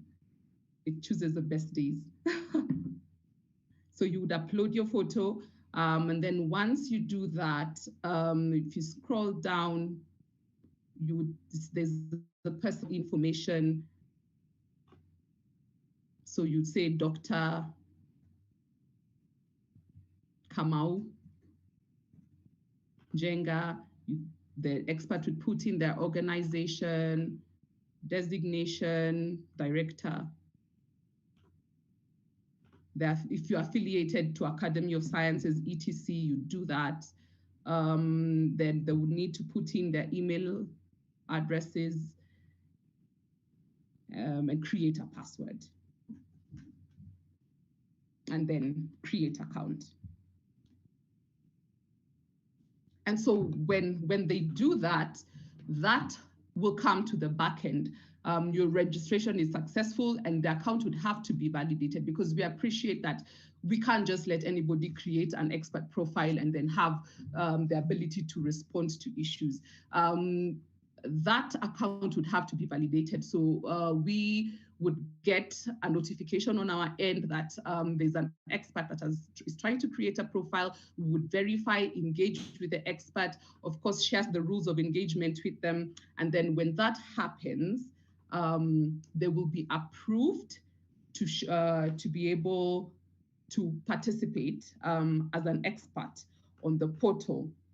And when that approval happens, they will then have an opportunity to go in there and fill their bios. And then when they fill their bios, they would also have to give the relevant tags in terms of their area of expertise. Is it NCDs? Is it food safety? Is it environment issues? So they would select those tags, and the portal then picks these tags, and automatically they would come to the front end. And anytime you want to engage them, those tags are there. Any information on NCDs, on whatever tags, the area of expertise, that information would be available for them in that sense. And so that's the information you would see from the front end for that expert. So can we move on to show how the journalists would log in? If there's any question up until this point, please feel free to shoot the question at us. I'm seeing someone saying, can we get the link for the portal? Absolutely. We're going to share that link with you, and we can't wait to start seeing some of you logging in and being part of this community. And so back to screen. So the expert has signed in. We have approved them as an expert. And what that means then is when they come in, they're able to sign in. And this is what their profile would look like in the back end. And sorry. So that is Dr. Kamau, who registered. And like I mentioned, they're able to fill their bios. So tell us about yourself. What is your area of expertise? And they would select their area of expertise and tag and use the right tags to tell us what those areas of expertise is, because this then helps to create that order that we need in the front end for people to be able to ask the right questions to the right experts. So I think that's fine for now. We can show or move on to how you would register as journalists, because I think a lot of the people with us today, our target audience, the largest share of the audience is a journalist. So as a journalist, you would go back to create account, and then you select journalist. Apologies.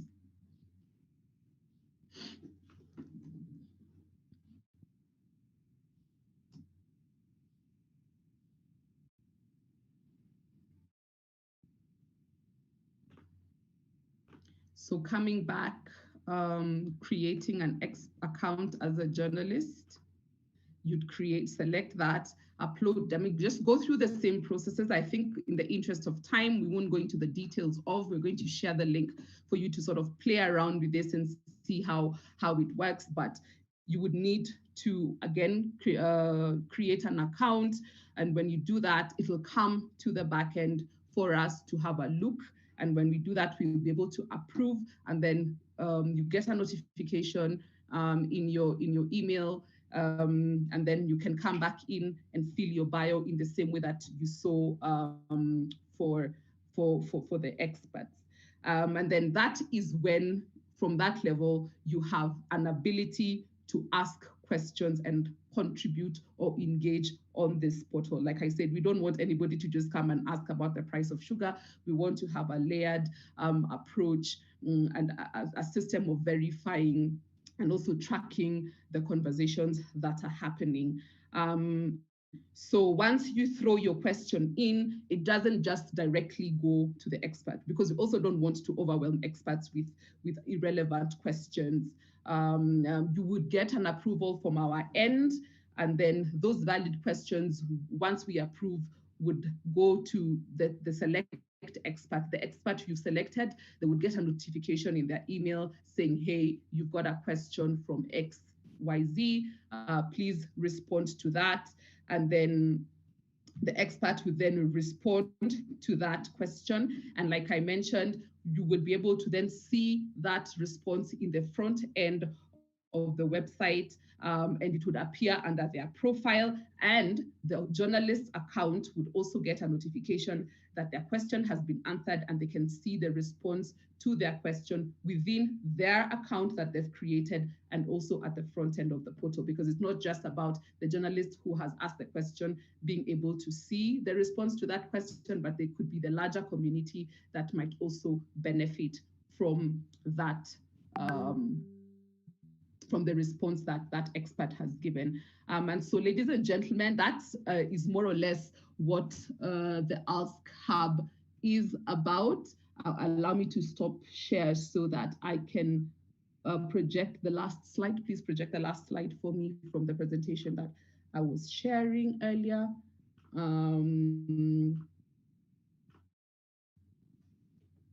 So, like I mentioned, we would love for you online. Recording stopped. On askhub.com. Recording in progress. Engage. Give it a go. Go to www.askhub.com. Register, and we hope to see you on that other side. And we hope that this portal will be something that will be useful and beneficial to you. And that, like Dr. Karembu said, will be the hummingbird that will contribute towards addressing some of the misinformation and disinformation that we're seeing flying around, and it will make the process and life a bit easier for you as a journalist that is out there seeking for credible information on COVID-19 and NCDs. So thank you so much. Back to you, moderator.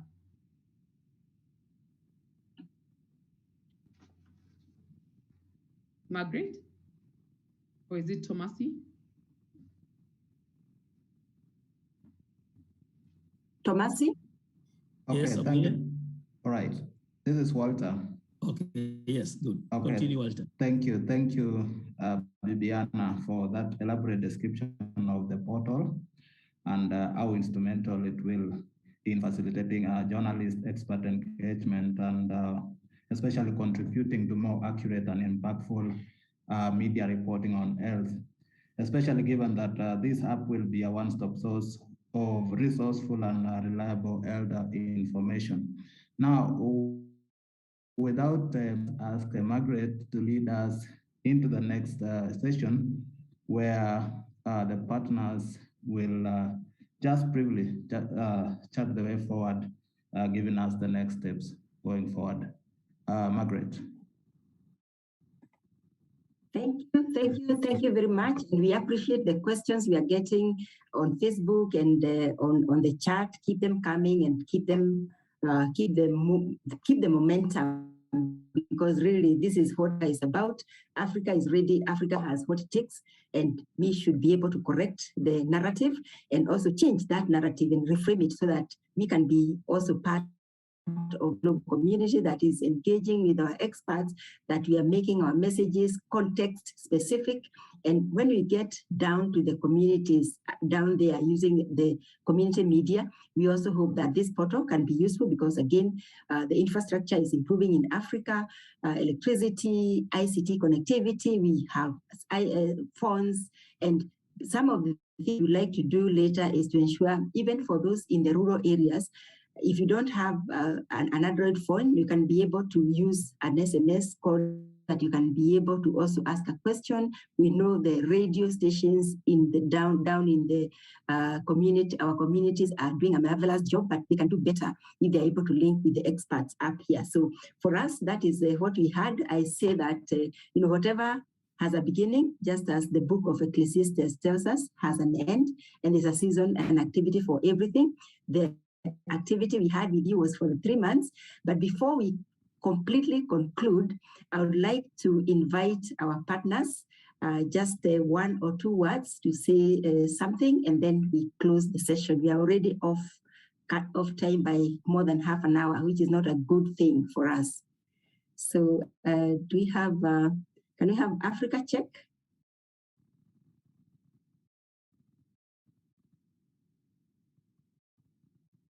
If Africa Check is not there, then Lydia, because I saw Catherine left. So Lydia, go ahead. Your last thought, your final thought. Thank you very much, Margaret. This has been one of the most successful journeys. We've worked with the partners, and now we can say is that we look forward to working with you.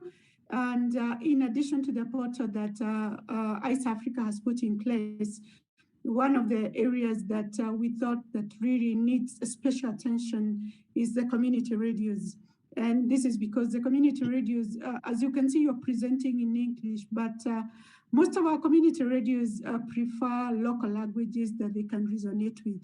And therefore, working with the Association of Community Radios in Africa and sub-regional partners, we are putting together a similar portal, or maybe different, that really caters for that segment of the society. And it's going to provide content in local languages and also build the skills of the community radios in Africa. And in doing that, definitely, we will piggyback on all the resources and your capacity and expertise to ensure that we also bring the community radios and community media platforms to this level. So this is our next move, in fact, and in collaboration with Africa CDC, who have greatly said that they're interested in working with us on this. And we are looking forward to also drawing other partners on board. So we appreciate all that ICE Africa CDC have done. We've seen that you really have the capacity that Africa needs, and we are looking forward to enhancing this capacity. Thank you to the journalists. Thank you to other partners. Thank you for trusting UNESCO to walk with you this journey. We are very, very happy, and we thank you. Thank you. Thank you so much, Lydia. We appreciate that, and we are also very appreciative. Is Africa Check here? Dr. Aretha? Or maybe she dropped.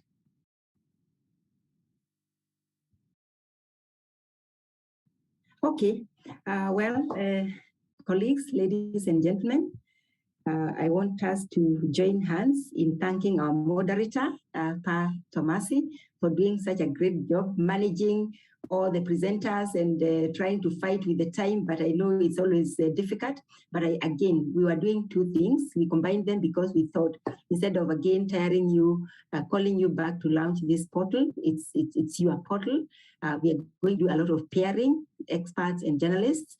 This is one of the key gaps that we like to fill as we looked at the information and knowledge needs assessment, and we hope that this is going to be useful. So this is not the end of the journey. I've said it's just the beginning. We have planted the seed. We are the little hummingbird trying to get into the space that has players that are just watching, doing nothing. We want to be part of those little ones who are doing something. We know there are many others out there who may not even have this opportunity, but we want to appreciate the trust and the faith that UNESCO, in partnership with the European Union and also the Factcheck, Africa CDC, Purview have had on us. And we commit to continue working together, working with all this community of journalists and enthusiasts who are willing and ready to engage our society so that Africa can move forward. Africa can move towards achieving the sustainable development goals in many ways, in health, in agriculture, food security, in peacemaking. That's why also UNESCO is supporting the initiative for security of journalists, and most importantly, just ensuring that the Africa Science Dialogue lives on because of you. So we are looking out on you, and we hope that we'll meet up in some space. If not, we'll meet in this virtual platform. So thank you so much. And to all the support teams in all the institutions, the partners, I know you all work behind the scenes, making sure that the programs are ready. Our interpreter, Bridget, you've been there with us, handling some very difficult sessions when you asked for our presentations and they were not ready on time and you had to do it on the spot. We apologize, but we know that you have also lived to the task. Again, we apologize for some of the technical hitches we had now and then, but you bear with us. Africa is not where it was 50 years ago. Africa has moved on, and we are going to move on with you and by you. Thank you so much. God bless you, and we meet again very soon. And I've seen some questions, just to clarify, there is no subscription fee for the portal. It is free. I should have mentioned that. There is no subscription fee. I've seen a question coming in asking that. And yes, we will do French translation. Yes, and Bibiana, I think we will also support you to plug in there's a plug-in facility that can translate to very many languages automatically. That's what we're doing with the platform, with the Africa Editors Forum, the platform on safety of journalists. So we hope you can pick up on that. Thanks. Absolutely. Thank you. That will be very helpful. Thank you. Oh, yeah, thank you. Thank you so much. Okay, and with that, I say, what has a beginning has an end. So we have come to the end of our session. Thank you so much. Our facilitators continue doing the great work, and let us continue interacting and networking. I already see that quite a number of participants are asking for emails of the resource persons. We'll definitely give them to you. Thank you so much. So make sure that you register with us in terms of your contacts so that we can keep you in touch. The certificates are going to be issued from next week. Everything is going to be ready. So from the email that you gave us, you're going to receive that certificate, which you so well deserve. Absolutely. Thank you very much, Bob.